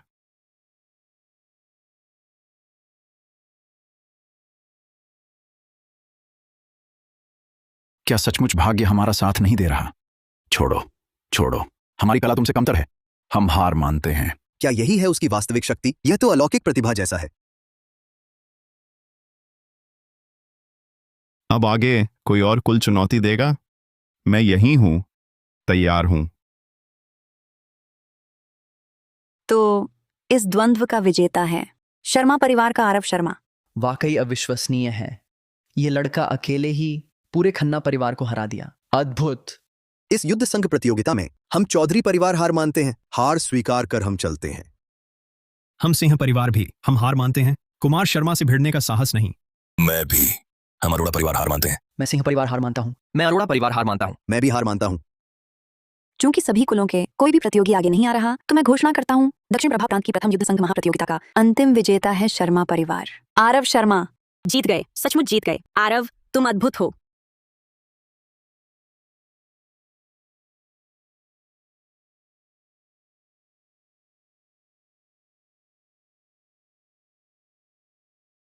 मेरी गलती थी। मैंने शुरू से ही गलत अनुमान लगाया। वास्तव में उभरा वर्मा परिवार नहीं है, बल्कि वर्मा परिवार ने आरव शर्मा जैसी महान शक्ति का सहारा पा लिया। वही असली गुप्त महाशक्तिमान है। हमारा खन्ना परिवार हारा, इसमें आश्चर्य नहीं। लेकिन पिताजी, अब हमने उसे पूरी तरह दुश्मनी मोल ले ली है। उसे कभी भी अपने पक्ष में नहीं कर सकते। हमारे खन्ना परिवार के लिए काम बनाने का सवाल ही नहीं। अब आगे हम क्या करेंगे? जो हमारा मित्र नहीं बन सकता, उसे समाप्त करने का रास्ता ढूंढना ही होगा, चाहे उसकी शक्ति कितनी भी बड़ी क्यों ना हो। आखिरकार वह अकेला है। वह कितना उथल पुथल मचा सकता है। उसे अभी कुछ देर और घमंड करने दो। हम धीरे धीरे योजना बनाएंगे। उसे निपटने का कोई तरीका जरूर मिलेगा। बदला लेकर रहेंगे।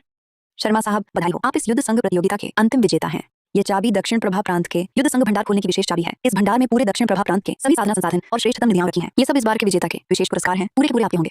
ये चाबी आपको सौंपी जाती है। मुझे देना ठीक नहीं। ये आपका पुरस्कार है, बहुत बहुमूल्य है, मैं नहीं ले सकता। दी है तो रख लो। ये सब मेरे लिए कुछ काम के नहीं। तुम इसे अपने दादाजी को दे देना। ये संसाधन देखकर वो बहुत खुश होंगे। वर्मा परिवार को और ऊंचाइयों पर ले जा सकता है। ठीक है, फिर ठीक है।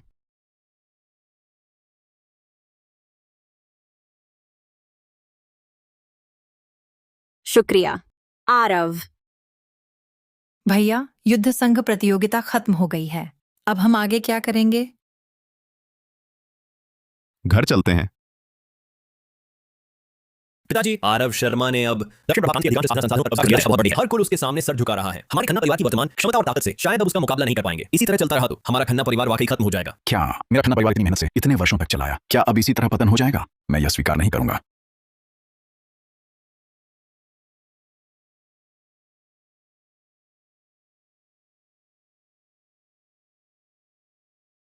खन्ना कुलपति, लगता है आपको कुछ पेचीदा मुश्किलों का सामना करना पड़ रहा है। तुम लोग कौन हो? तनाव मत लीजिए, हमारा कोई बुरा इरादा नहीं है। हम रक्तदेव सभा के दूत हैं। इस बार आए हैं आपका मित्र बनने और आपकी मुश्किलें दूर करने के लिए। रक्तदेव सभा? हमारे खन्ना परिवार ने कभी भी रक्तदेव सभा के सदस्यों से संपर्क नहीं किया है, तो आप अकारण ही हमारी मदद क्यों कर रहे हैं? क्या आप किसी आरव शर्मा नामक व्यक्ति को जानते हैं? आरव शर्मा? आपका भी उससे बैर है? बिल्कुल सही, उसने हमारे रक्तदेव सभा के लोगों को निशाना बनाया। हालांकि वे दोनों हमारे लिए कोई मायने नहीं रखते, लेकिन इस तरह का खुला चुनौती हमारे रक्तदेव सभा के अधिकार को हम बर्दाश्त नहीं कर सकते। इसलिए हम खन्ना कुलपति के पास आए हैं आपके साथ सहयोग करने की इच्छा से मिलकर आरव शर्मा को समाप्त करने के लिए। शायद आप नहीं जानते, वह आरव शर्मा बहुत ही रहस्यमय है। उसकी शक्ति अथाह है। हमारे 100 लोगों के खड्गव्यूह को भी उसने आसानी से तोड़ दिया। उससे निपटना आसान नहीं होगा। युद्ध संघ प्रतियोगिता में उसका प्रदर्शन मैंने खुद देखा है। सच कहूं तो सीधे मुकाबले की बात करें, मुझे भी पूरा विश्वास नहीं है कि मैं उसे हरा सकूंगा, लेकिन उसे हराने के तरीके बहुत से हैं। जरूरी नहीं कि सीधी टक्कर ही लेनी पड़े। चूंकि रक्तदेव सभा के सभी सदस्यों को इतना विश्वास है कि आरव शर्मा को बचा सकते हैं, हमारा खन्ना परिवार भी तैयार है पूरी ताकत से सहयोग देने के लिए। बस बदला लेकर अपमान होना है और खन्ना परिवार को हम आपके साथ कुछ भी करने को तैयार हैं।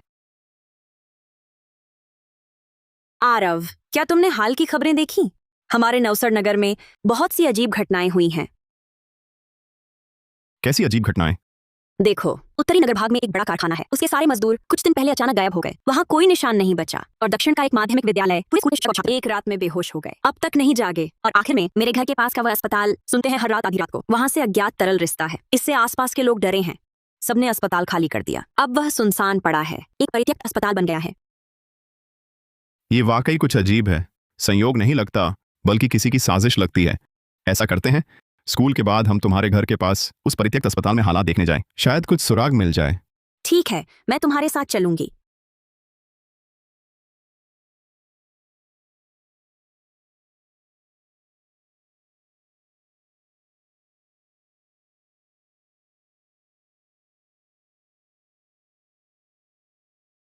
मैं हूं साथ, कोई डर नहीं। चलो अंदर देखते हैं।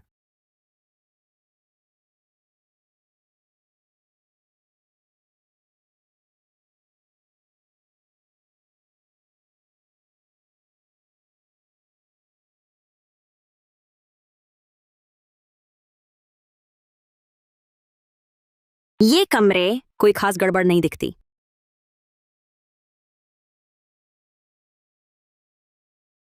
समूह पकड़ जानिया, क्या आ रहा है?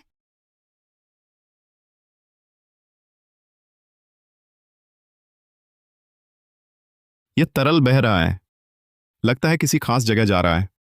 चलो इसका पीछा करते हैं, देखते हैं ये क्या करता है।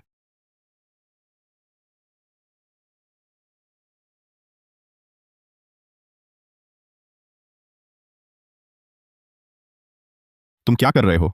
पता चल ही गया, पर तुम देर से आए। हमारी तैयारी पूरी है, तुम कुछ नहीं बदल सकते। बस इंतजार करो हमारे तोहफे का। दुष्ट मरने आया है। आरव, देखो, वे तरल पदार्थ अभी भी बह रहे हैं।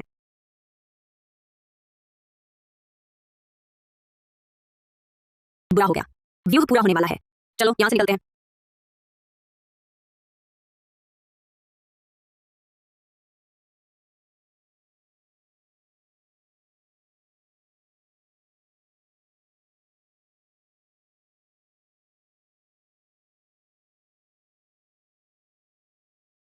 भैया, अनाया दीदी, तुम कहाँ गए थे? इतने बदहाल क्यों हो? मुझे अभी जल्दी है, बाद में बताता हूं।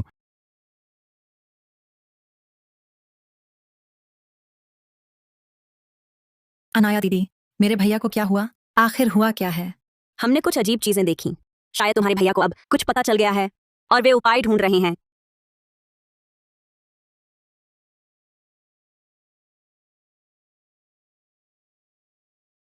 स्कूल, कारखाना, अस्पताल।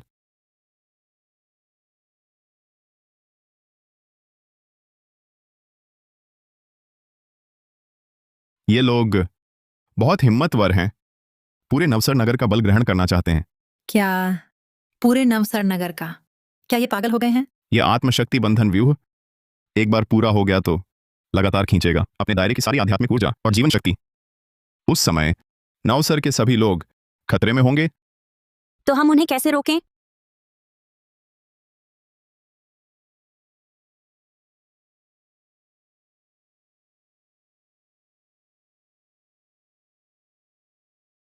भैया, मुझे चक्कर आ रहा है। लगता है जैसे कुछ है जो मेरी ताकत खींच रहा है। व्यूह चालू है। आरव, तुम्हें सबको बचाना होगा। नवसर के हर व्यक्ति को।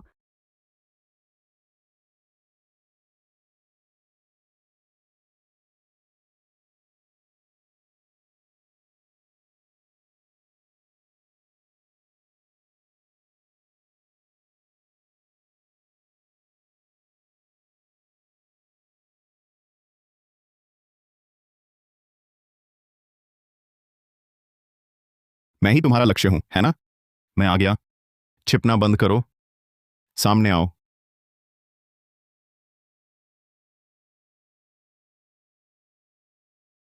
ये आत्मशक्ति बंधन व्यूह तुमने ही बनाया है? हाँ, हम ही हैं। बट इसमें खन्ना परिवार का बड़ा योगदान है। वे ना होते व्यूह केंद्र बनाने में मदद करते तो हम इतनी जल्दी व्यूह पूरा ना कर पाते, स्थापित ना कर पाते। क्योंकि तुमने पहले पता कर लिया होता तो हमारी सारी मेहनत व्यर्थ हो जाती। सोचा था तुम खन्ना परिवार वाले इतने गिर जाओगे, इन दुष्टों के साथ मिल जाओगे, बदला लेने के लिए पूरा नवसर नगर बलिदान कर दोगे। ये पागलपन है। दुश्मन का दुश्मन दोस्त होता है। बस इस सबसे बड़े खतरे को मिटाना है। व्यूह मोहरबंदी, खन्ना परिवार का पुनरुत्थान, व्यूह सबकी आध्यात्मिक ऊर्जा बंद कर देगा। तुम चाहे कितने भी शक्तिशाली क्यों ना हो, आध्यात्मिक ऊर्जा नहीं चला पाओगे तो साधारण इंसान ही रह जाओगे। ओह, क्या सचमुच? तुम भी तो इस व्यूह में फंसे हो, तुम्हारी ऊर्जा भी दबी हुई है। तुम भी तो साधारण हो, है ना? हाँ, हम आध्यात्मिक ऊर्जा इस्तेमाल नहीं कर सकते, पर हमारी संख्या ज्यादा है। मुझे नहीं लगता कि हम इस बिल्कुल निर्बल नालायक लड़के से हार जाएंगे। बकवास बंद करो, सब मिलकर हमला करो। आज इसकी मौत का दिन है।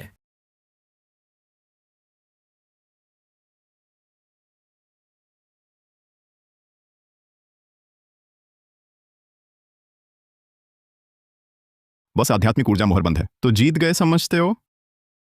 क्या तुमने कभी देश साधना विधि के बारे में नहीं सुना? वह क्या है?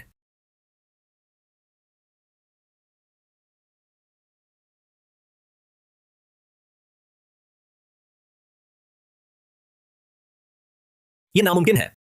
तुम्हारे पास आध्यात्मिक ऊर्जा नहीं है। इतनी ताकत कहां से आई? डर क्यों रहे हो? बस छोटी मोटी चालें हैं। सब मिलकर हमला करो, भीड़ से उसे थका दो। चाहे वह कितना भी ताकतवर हो, हमारे इतने लोगों के लगातार नहीं पाएगा। हाँ, सब मिलकर हमला करो। उसे सांस लेने का मौका मत दो, उसे मार डालो।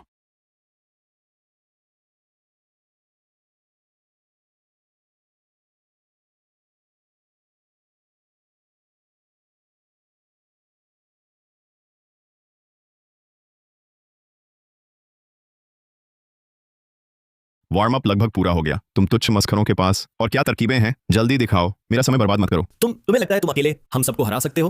1 घंटे के भीतर पूरे नवसर नगर के सभी प्राणियों की जीवन शक्ति इस व्यूह द्वारा सोख ली जाएगी। सब नष्ट हो जाएंगे। अगर तुमने हमें पूरी तरह मिटा दिया तो सबको हमारे साथ मरना पड़ेगा। क्या तुम सच में सोचते हो कि बस एक आत्मशक्ति बंधन व्यूह से तुम मुझे नियंत्रित कर सकते हो?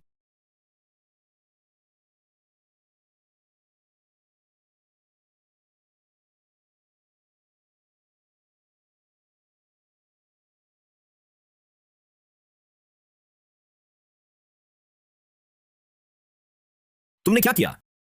क्या तुमने आत्मशक्ति बंधन व्यूह से पूरे शहर की आध्यात्मिक ऊर्जा मोहरबंद नहीं की थी? तो मैं ही पूरे नगर की आत्मशक्ति थामूंगा। इस नगर की सभी प्राणियों की रक्षा करूंगा। तुम एक व्यक्ति की शक्ति से पूरे नगर की आत्मशक्ति पर आक्रमण कर रहे हो। क्या यह वास्तव में मानव के बस की बात है? यह तो असंभव है। शायद मैंने कभी नहीं कहा था कि मैं मानव हूं। तुम मानव नहीं हो तो क्या तुमने सिद्धि पाकर अमर होना प्राप्त कर लिया है? तुम अमर साधक हो। अमर साधक? क्या वे केवल किंवदंतियों में ही नहीं होते? सच में कोई इस स्तर तक पहुंच सकता है? हमने एक अमर साधक को नाराज कर दिया। किंवदंती नहीं, संसार में वास्तव में अमर साधक हैं। मेरे स्वामी रक्तदेव सभा का अधिपति, वह एक सच्चे अमर साधक हैं। पूज्य, क्योंकि आप भी अमर साधक हैं तो निश्चित ही जानते होंगे मेरे स्वामी का पराक्रम। ओह, पृथ्वीलोक में भी अमर साधक हैं? लगता है तुम कई रहस्य जानते हो। तुमसे अच्छी तरह बात करनी होगी। पहले हमने आपको पहचाना नहीं, ये नहीं जानते कि पूज्य भी अमर साधक हैं। कृपया हमें जाने दें, भविष्य में कभी नहीं आपका अपमान करेंगे। हाँ, बिल्कुल सही। हमें नहीं पता था आप अमर साधक हैं। अनजाने में अपराध हुआ, क्षमा कीजिए।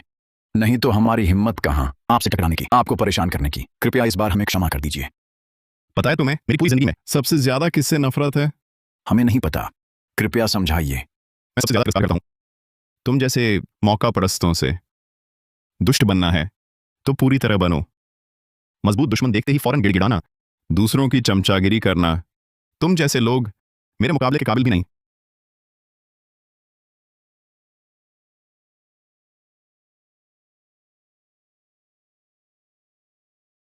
कृपया हमें जीवन दान दीजिए। मैं अपने खन्ना परिवार के सारे संसाधन, सारे खजाने आपको दे दूंगा। बस हम पिता पुत्र की जान बख्श दीजिए। आगे कभी बुरा काम नहीं करेंगे। महान साधक, सोच लो, कुत्ते को मारने से पहले उसके मालिक को देख लो। अगर आपने मुझे मारा तो रक्तदेव सभा से आपकी लड़ाई कभी खत्म नहीं होगी। मेरे स्वामी जरूर बदला लेंगे। शायद आप उनसे जीत भी ना पाए। तुम्हें अपनी औकात पता है कि तुम सिर्फ एक चमचे हो, लेकिन एक चमचा मुझसे सौदेबाजी के लायक नहीं।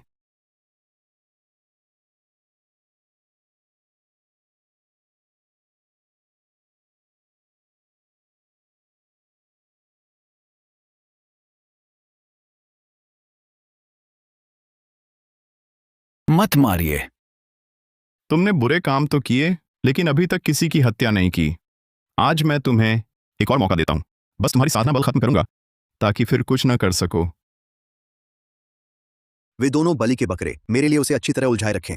बस मैं रक्तदेव सभा में पहुंच जाऊं, स्वामी के पास लौट जाऊं, तो सुरक्षित हो जाऊंगा। इतनी जल्दी मत जाओ, मुझे तुमसे कुछ पूछना है।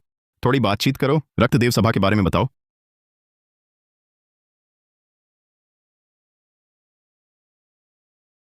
धत, वो पीछा करके आ गया।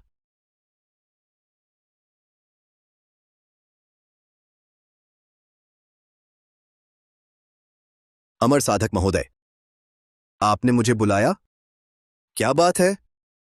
चिंता मत करो, अभी तुम्हें नहीं मारूंगा। पहले कुछ सवाल हैं। जी जी जी, महान भाव, पूछिए।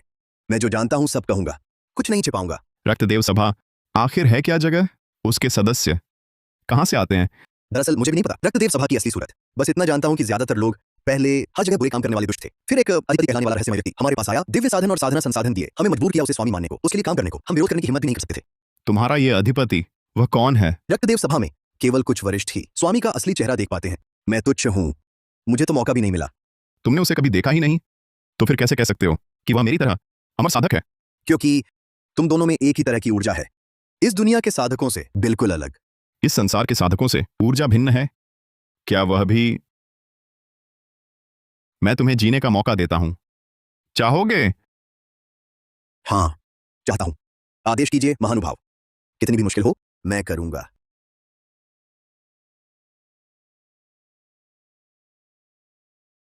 ये तो वह पहाड़ नहीं है जहां से मैं आया था। रक्तदेव सभा यहां छिपी थी। इस तरफ महानुभाव, रक्तदेव सभा का प्रवेश द्वार इस गुफा के भीतर है।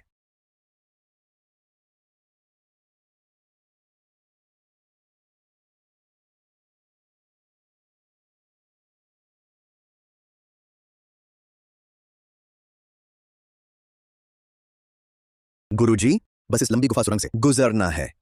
आगे ही हमारा रक्तदेव सभा का मुख्य अड्डा है। सोचा ना था रक्तदेव सभा का अड्डा इसी पहाड़ में छिपा है। मेरी आंखों के सामने ये कब बना मुझे नहीं पता। गुरुजी, सच में नहीं जानता। रक्तदेव सभा हमेशा रहस्य में रही, कड़े स्तर वाला संगठन है, बहुत से नियम है। मैं जैसा निचला दूत कभी पूछने की हिम्मत नहीं करता सभा के मूल के बारे में। बकवास बंद करो, समझा हमारा समझौता। अब से मैं तुम्हारा नया भर्ती सदस्य हूं। चापलूसी छोड़ो, भेद मत खोलना। मेरा परिचय गलत बताया तो तुरंत मार डालूंगा, समझे? जी जी, समझ गया, कभी गलत ना बोलूंगा।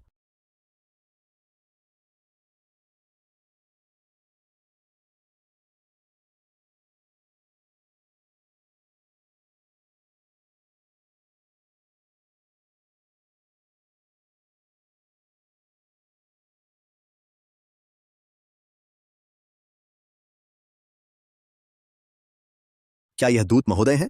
आप लौट आए।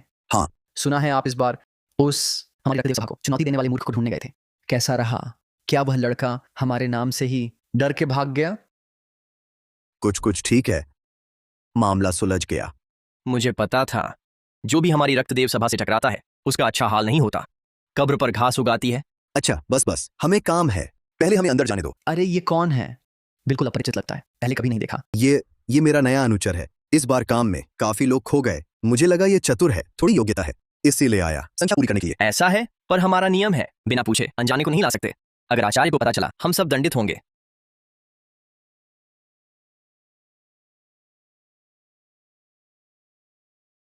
बुरा हुआ महाचार्य हैं, हमें इकट्ठा करने का संकेत है। चलो जल्दी चलते हैं, देर हो गई तो पता नहीं महाचार्य क्या सजा देंगे।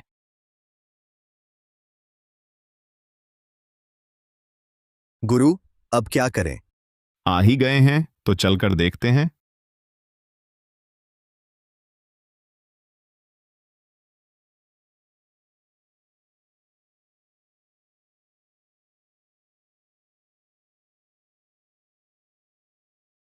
महाचार्य को प्रणाम। आज आप सबको बुलाया गया है एक शुभ समाचार सुनाने। अधिपति शीघ्र एकांत साधना में जाएंगे। जब अधिपति बाहर आएंगे वे हमारी रक्तदेव सभा का नेतृत्व करेंगे, अभूतपूर्व महान कार्य करने के लिए। महाचार्य, रहस्य न छुपाइए, क्या अच्छी बात है, शीघ्र बताइए। अभी हमारी रक्तदेव सभा को विश्वस्त सहायकों की आवश्यकता है, इसीलिए मैं आप में से कुछ चुनिंदा योग्य लोगों को विशेष रूप से प्रशिक्षित करूंगा अधिपति की सेवा के लिए। मैं भाग लूंगा। मैंने वर्षों साधना की है, हमेशा मुख्य सदस्य बनने की चाह रही, अधिपति की सेवा करने के लिए। महाचार्य, मुझे एक मौका दीजिए। महाचार्य, मैं तैयार हूँ रक्तदेव सभा के लिए, हर कष्ट सहने को। बहुत अच्छा, सब में जोश है। हमारे मुख्य सदस्य बनने से न केवल मिलेगा अथाह साधना संसाधन, इससे भी महत्वपूर्ण अधिपति स्वयं साधना विधि सिखाएंगे। यह सर्वोच्च सम्मान है। कितना शानदार, अधिपति से सीधे विधि सीखना। कितना भी त्याग करूं सार्थक है। मैं भाग लूंगा। महाचार्य, मुझे चुन लीजिए। मैं भी तैयार हूँ, मैं भाग लेना चाहता हूँ। मैं अवश्य अच्छा प्रदर्शन करूंगा, रक्तदेव सभा के लिए आग में कूदूंगा, किसी भी कीमत पर। शाबाश, जोश है। हमारी सभा के लिए समर्पित होने को, साधना संसाधन पाने की इच्छा रखने वाले सब मेरे साथ आ जाइए। महाशय, आप क्या करने जा रहे हैं? स्वाभाविक है उस किंवदंती को देखने, रक्तदेव सभा के अधिपति को। यह सबसे अच्छा मौका है, कैसे चूक सकता हूं?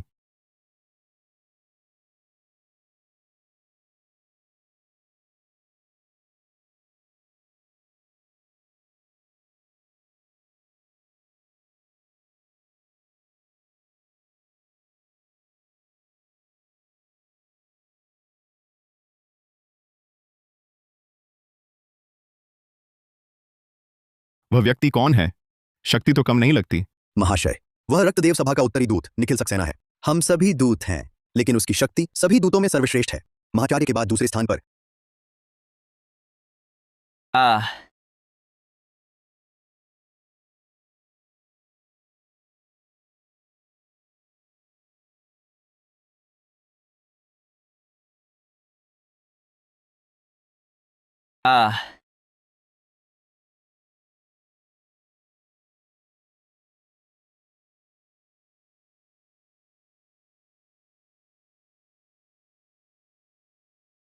और कौन है? शाबाश, सचमुच रक्तदेव सभा का सर्वश्रेष्ठ दूत। ख्याति व्यर्थ नहीं है। इतनी शक्ति होने पर मुझे विश्वास है तुम अवश्य अधिपति का विशेष पुरस्कार पाओगे, अधिपति के विश्वस्त सहायक बन जाओगे। महाचार्य, आपके प्रशंसा के लिए धन्यवाद। अधीनस्थ निराश नहीं करेगा। महाचार्य और अधिपति की अपेक्षाओं को रक्तदेव सभा की सेवा में लगा रहेगा। बहुत अच्छा, निखिल ने अपनी शक्ति दिखा दी। अब कौन सा वीर आगे आकर चुनौती देना चाहता है?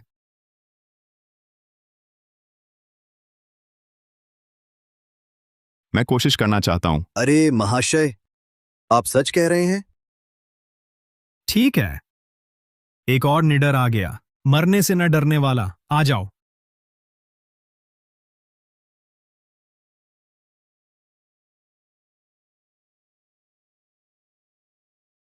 ये आरव शर्मा आखिर है क्या चीज? हाँ, सचमुच।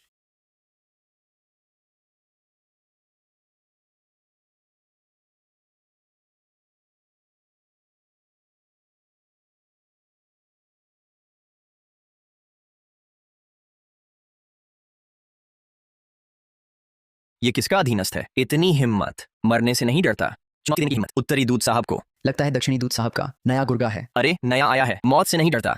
ये लड़का आज न मरे तो आधी जान तो गई, बिल्कुल औकात से बाहर। बस एक नया सदस्य है और मुझसे होड़ करता है अधिपति की कृपा पाने के लिए। आज मैं तुझे खत्म कर दूंगा, सबको बता दूंगा किससे पंगा लेना चाहिए और किससे नहीं।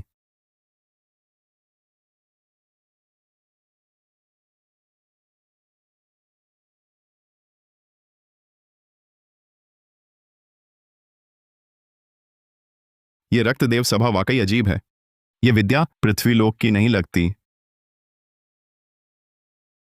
ये ताबीज तुम्हें कहां से मिला?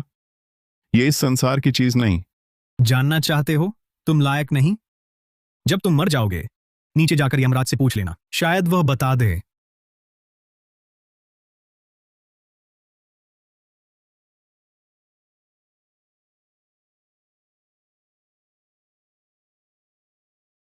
दूत महोदय, तुम्हारा नया भाई तो मिट्टी में मिल गया होगा, बचा भी नहीं होगा।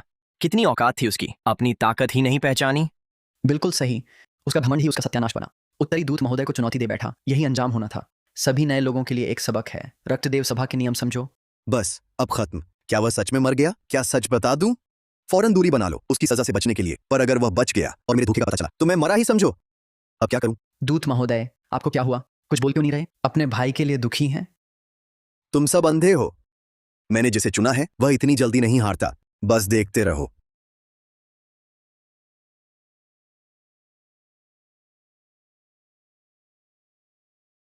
बधाई, तुमने सही चुना। अब तुम्हारा रास्ता आसान होगा। सही दांव लगाया। ये कैसे संभव है? तुमने कौन सी काली विद्या चलाई? तुम बिल्कुल सही सलामत कैसे हो? मेरा वज्र जाल तो तुम्हें छू गया था। ये चीज मुझे चोट पहुंचा सकती है। बच्चों के खेल जैसा है ये सब। तुम्हारे पास ये दिव्य साधन कहां से? हालांकि मुझे नहीं पता ये तुम्हें कहां से मिले, पर साफ दिख रहा है तुम इनके असली उपयोग भी नहीं जानते। आज मैं तुम्हें सिखाता हूं इन्हें चलाने का सही तरीका।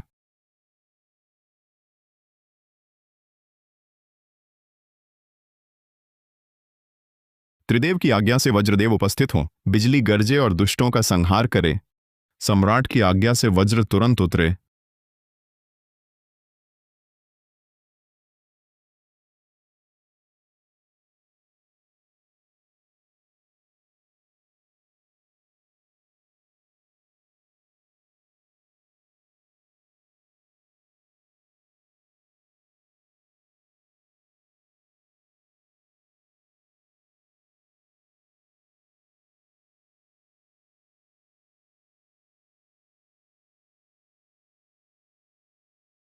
क्या अब मुझे अधिपति से मिलने का अधिकार है?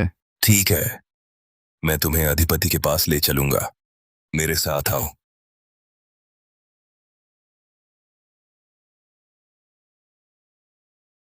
तुम नए हो, रीति नहीं जानते। अधिपति के सामने बेकार की बात मत करना।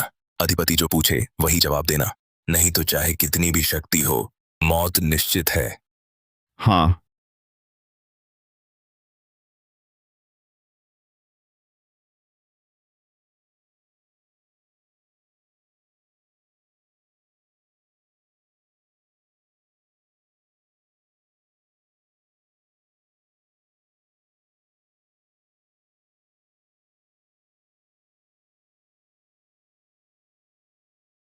वही हैं हमारे अधिपति।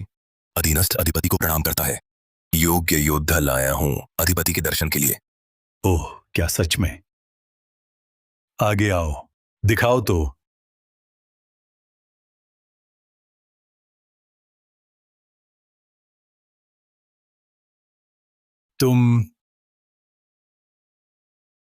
तुम हो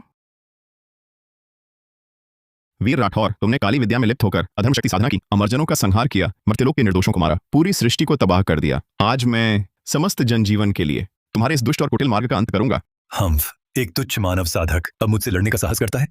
केवल तुम ही नहीं, यदि समस्त अमरजन भी मिल जाए तब भी मेरा मुकाबला नहीं कर सकते।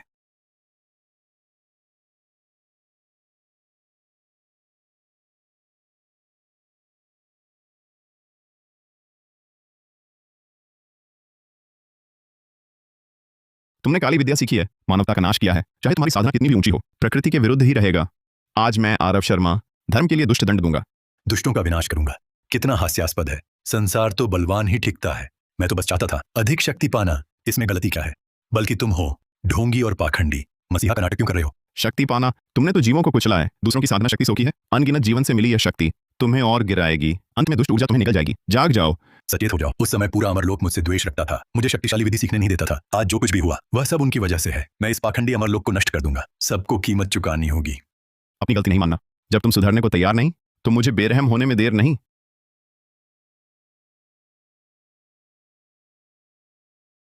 वज्र एकत्र हो, धर्म बल जागे, दुष्टों का विनाश हो, जनजीवन की रक्षा हो, आदेश तत्काल पूर्ण हो।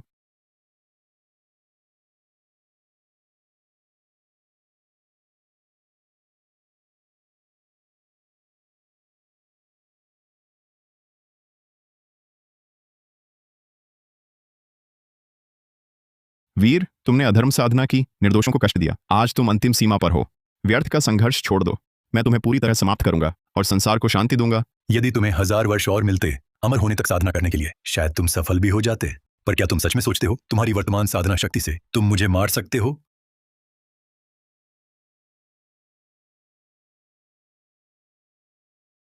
आकाश तटी शक्ति समस्त ऊर्जाओं का मूल, दुष्ट शक्ति को मोहरबंद करो, बंधन श्रृंखला लिपटे, आदेश तत्काल पूर्ण हो। मैं तुम्हें मार तो नहीं सकता, परंतु तुम्हें पूर्णतः मोहरबंद कर सकता हूं। तुम्हारा शेष जीवन नरकीय यात्रा में पश्चाताप करते बीतेगा। तुम्हारी हिम्मत मुझे मोहरबंद नहीं कर सकते। मैं अवश्य छूट जाऊंगा और तुम्हें कीमत चुकानी होगी।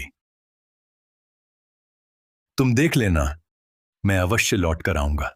इस मुहर को तोड़ दूंगा और अधिक प्राणियों का बल सोखूंगा। तुम्हें टुकड़े टुकड़े कर दूंगा। पूरे मानवलोक को और पूरे देवलोक को भी मेरे साथ मरना पड़ेगा।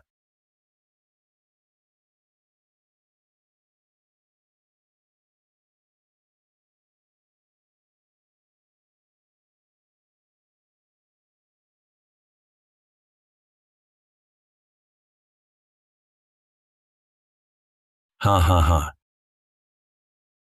स्वामी, आपको क्या हुआ? तुम उसे ले आए? तुमने तो बड़ा काम कर दिया। क्या आप उसे जानते हैं? यह तुमसे संबंधित नहीं। अभी बाहर जाओ।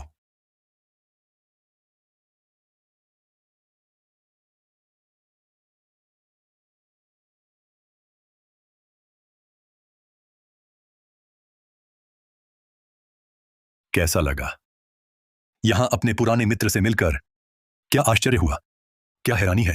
तुम तो मेरे द्वारा देवलोक में मोहरबंद थे, फिर आखिर क्या हुआ? क्या हुआ था? भाग्य ने मुझे नहीं छोड़ा। लावे के नीचे मैं पूरी तरह निराश था, लेकिन मुझे अचानक एक मर्त्यलोक की दरार मिली। वह दरार मार्ग जुड़ा था इस पृथ्वी लोक से। मैंने बची दुष्ट ऊर्जा लगाई, मोहरबंदी की बेड़ियां तोड़ने में दरार से होकर यहां भाग आया। इस मानवलोक की जीवन शक्ति और आध्यात्मिक ऊर्जा कमजोर है, लेकिन मेरी साधना बल लौटाने के लिए काफी थी। तो इन सालों तुम चुपके से शक्ति जमा करते रहे, रक्तदेव सभा बनाई, मानवलोक के जीवों को हानि पहुंचाई, उनकी जीवन शक्ति सोखी, बस अपनी साधना बल लौटाने के लिए, देवलोक लौटने, बदला लेने। बदला तो लूंगा ही। उस समय तुमने मुझे नरकीय यातना में मोहरबंद कर दिया था। यह बदला मैं सपने में भी लेना चाहता था। अब मेरा लक्ष्य पूरा संसार है। देवलोक को बर्बाद करके भी तुम्हारा मन नहीं भरा। अब पृथ्वी लोक के साथ क्या करोगे? क्या करूंगा? इस लोक की शक्ति लेकर फिर से चरम पर पहुंचूंगा। पूरे मानवलोक पर शासन करूंगा। इस जगत का सर्वाधिपति बनूंगा।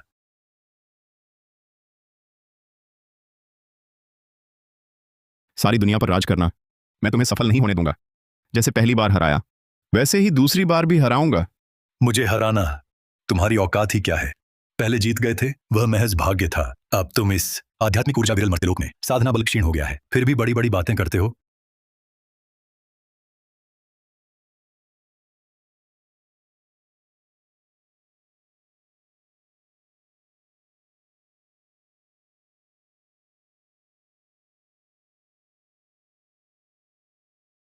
मत समझो मुझे नहीं पता। इस लोक में तुम्हारी शक्ति 10वां हिस्सा भी नहीं, जबकि मैं लगातार मर्त्यलोक की आत्मशक्ति सोख सकता हूं। आज तुम मेरे सामने टिक नहीं सकते। भले ही ऊर्जा कम हो, प्राण देकर भी मैं तुम्हें मर्त्यलोक को तबाह करने नहीं दूंगा।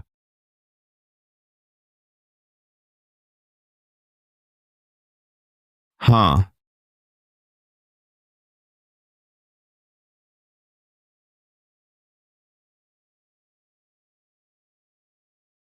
चिंता मत करो, मैं तुम्हें आसानी से नहीं मारूंगा। जैसे तुमने किया था वैसे ही धीरे धीरे तड़पाऊंगा। निराशा का स्वाद चखाऊंगा। तुम सपना देख रहे हो? आकाश धरती में विलय गमन, पल भर में दूर गमन, आदेश तत्काल पूर्ण हो। भागने की कोशिश, कोई बात नहीं।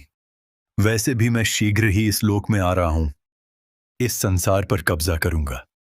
तुम कहां छिप पाओगे?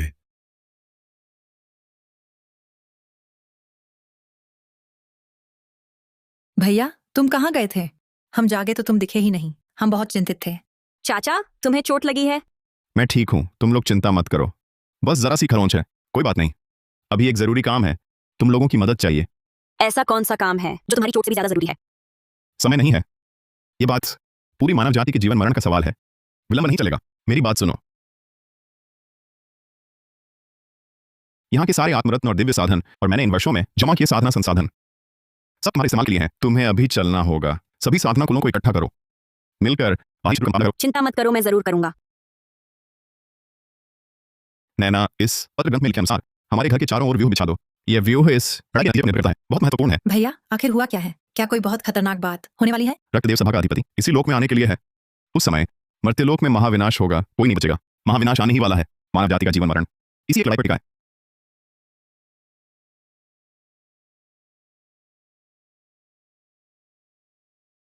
ये लड़ाई हमें जीतनी ही होगी।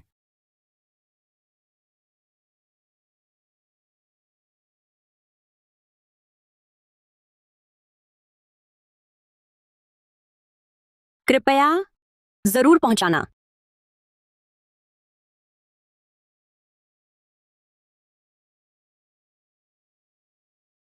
अरे हाय, भूत है। पापा, क्या तुम उससे बचाना चाहते हो? वर्मा परिवार की वो लड़की जिसने प्रतियोगिता में मेरी बेइज्जती की, मेरी प्रतिष्ठा धूल में मिला दी। क्या हमें सच में उसकी मदद करनी चाहिए? यह जगत की उत्थान पतन का मामला है, मानवता के जीवन मरण का संकट है। तुम्हारी तुच्छ इज्जत, इसके आगे क्या है? अगर वह दुष्ट सच में आ गया तो हमारा कपूर परिवार भी सुरक्षित नहीं रहेगा। घोंसला टूटे तो कोई भी सुरक्षित नहीं रहता। पर मैं यह अपमान नहीं सह सकता। महान कार्य करने वाली छोटी बातों पर ध्यान नहीं देते। मर्त्यलोक की रक्षा करना हम सभी साधना कुलों का कर्तव्य है। क्या व्यक्तिगत दुश्मनी के कारण समस्त संसार की उपेक्षा कर सकते हैं?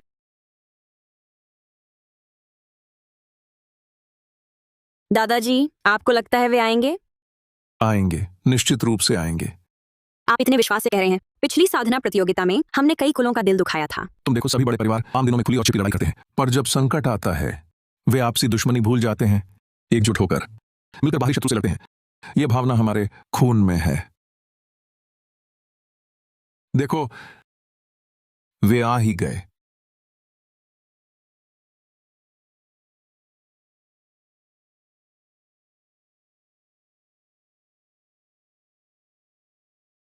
वह कपूर कुलपति नहीं है, वह स्वयं क्यों आए हैं? आखिर हुआ क्या है? देखो, सिर्फ कपूर ही नहीं, सभी परिवार आ गए हैं।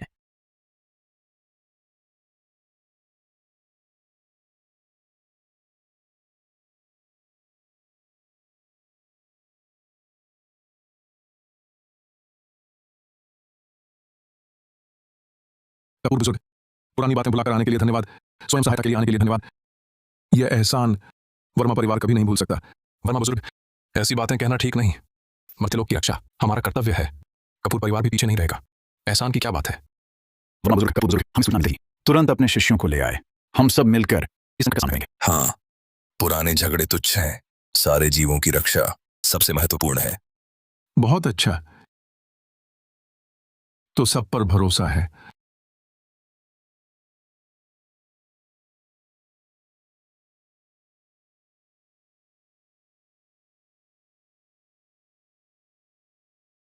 वे आ गए हैं।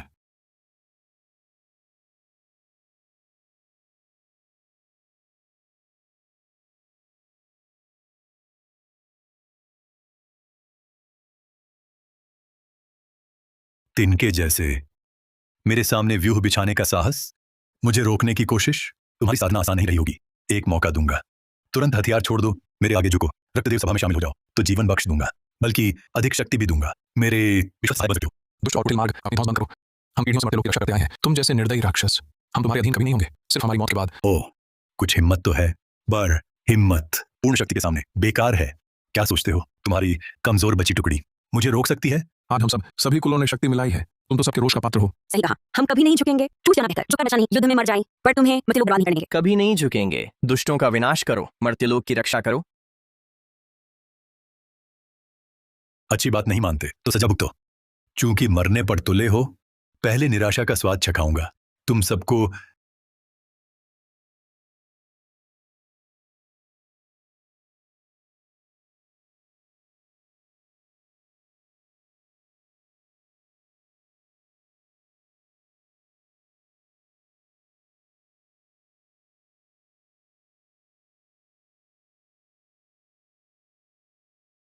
इस शक्ति को महसूस करो।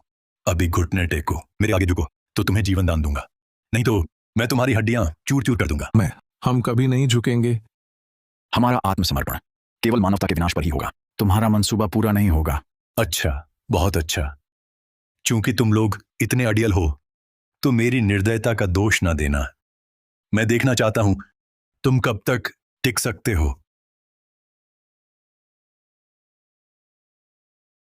पिताजी, हम आत्मसमर्पण करते हैं। मैं नहीं मरना चाहता। अधिपति, हमें क्षमा करें। हम आपके आगे झुकने को तैयार हैं, रक्तदेव सभा में शामिल होने को तैयार हैं। कृपया हमें माफ कर दें। हम पिता पुत्र को जीवन दान दें। अधिपति, कृपया क्षमा करें, हम आपकी अधीनता स्वीकार करते हैं। करण खन्ना, तुम कायर हो। हम पीढ़ियों से मानव लोक की रक्षा करते आए हैं। तुमने केवल जीने के लिए सारी मानवता को धोखा दिया, दुष्ट के आगे झुक गए। समय पहचानने वाला ही बुद्धिमान है। तुम दोनों तो इन आर्डियल कीड़ों से कहीं अधिक चतुर हो। चूंकि तुम समझदार हो तो मैं अधिपति तुम्हें एक महान वरदान दूंगा। ये 2 दुष्ट साधना औषधि खाने से तुरंत आध्यात्मिक ऊर्जा बढ़ेगी, वर्तमान स्तर पार होगा और तुम मेरी रक्तदेव सभा के विश्वस्त सहायक बन जाओगे। अधिपति का उपकार, हम अवश्य अधिपति के प्राणपण से सेवा करेंगे, हर कठिनाई झेलेंगे।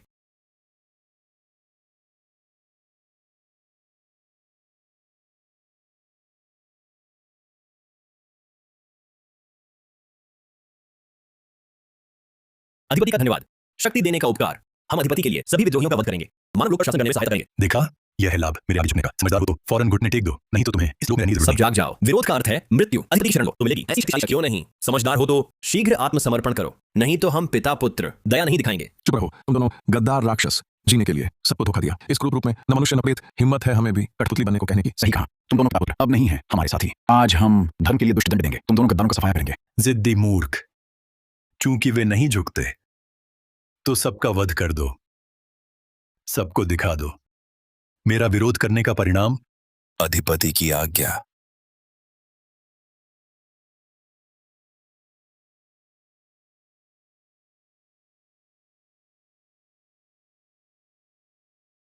केवल यही हमें रोकने के लिए? देखते हैं कितनी देर टिकते हो।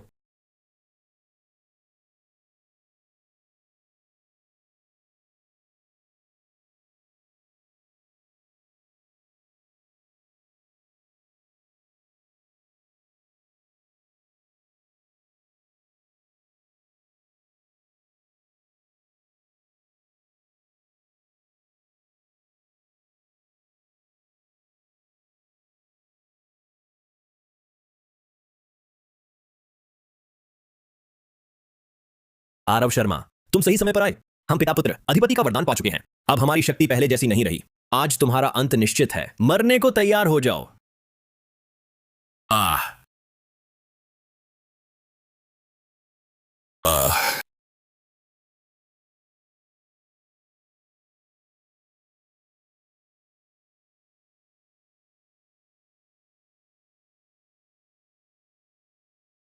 जनता को धोखा देकर दुष्टों की कठपुतली बन गए। यही तुम्हारा हश्र होगा। कचरा कचरा ही रहता है। वीर राठौर, तुमने प्राणियों को कष्ट दिया, मानव लोक में उपद्रव मचाया। आज मैं इस फैसले का अंत करूंगा। तुम योग्य हो। हमारे जगत में तुमने केवल संयोग से मुझे मालूम किया था। अब तुम इस आध्यात्मिक ऊर्जा मालूम में हो। चोट भर भी गई हो, फिर भी तुम मेरे ही हारे हुए हो। कोई भी उपाय करो, मुझे हरा नहीं सकते।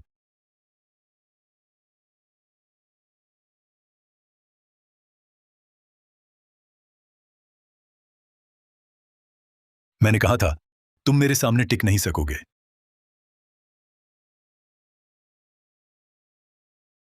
फिर भागने की सोच रहे हो? समझते हो भाग जाओगे? आज मैं तुम्हें जाने नहीं दूंगा।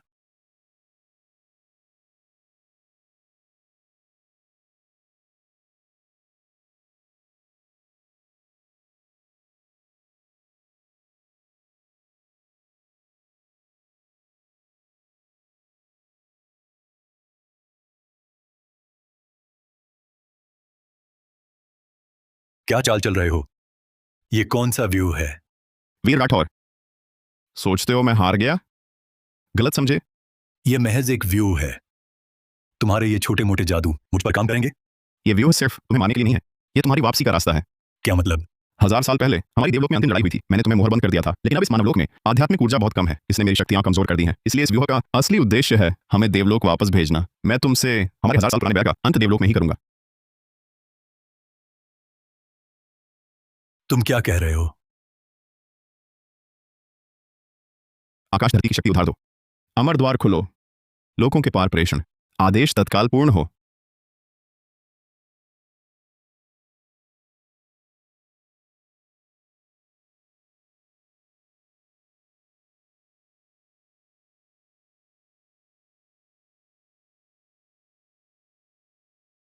नहीं,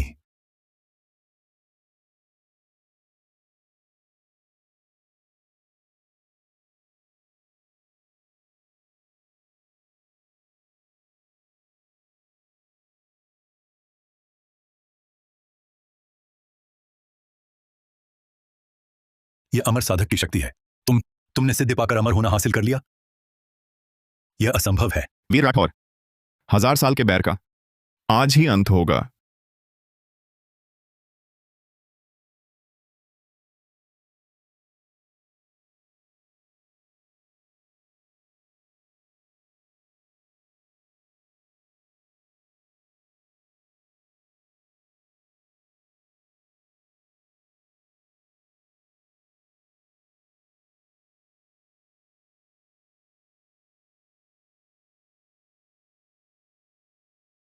मैं हार नहीं मानूंगा।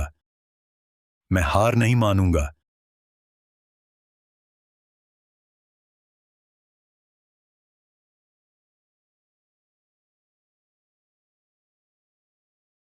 हजार साल का बैर आज खत्म।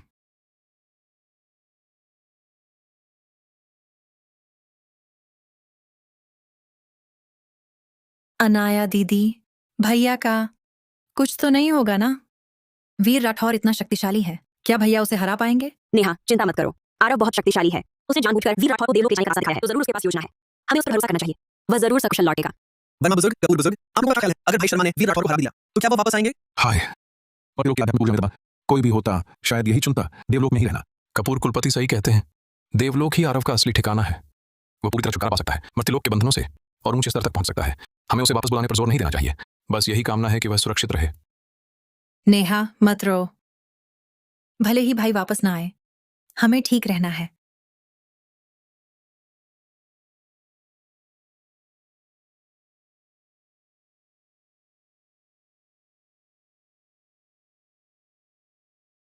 क्यों रो रही हो?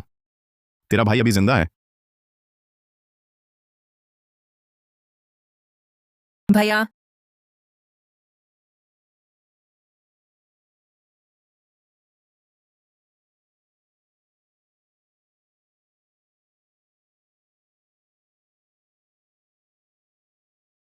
अरे आरव, बहुत कष्ट उठाया तुमने।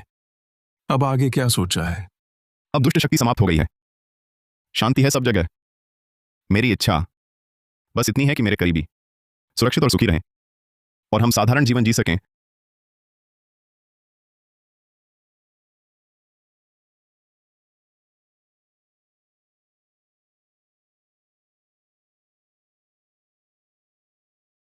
भैया, क्या तुम सचमुच कभी नहीं जाओगे? यही मेरा घर है, मैं और कहां जाऊंगा? बहुत अच्छा। तुम वादा नहीं तोड़ सकते। अब हम तीनों हमेशा साथ रह सकते हैं।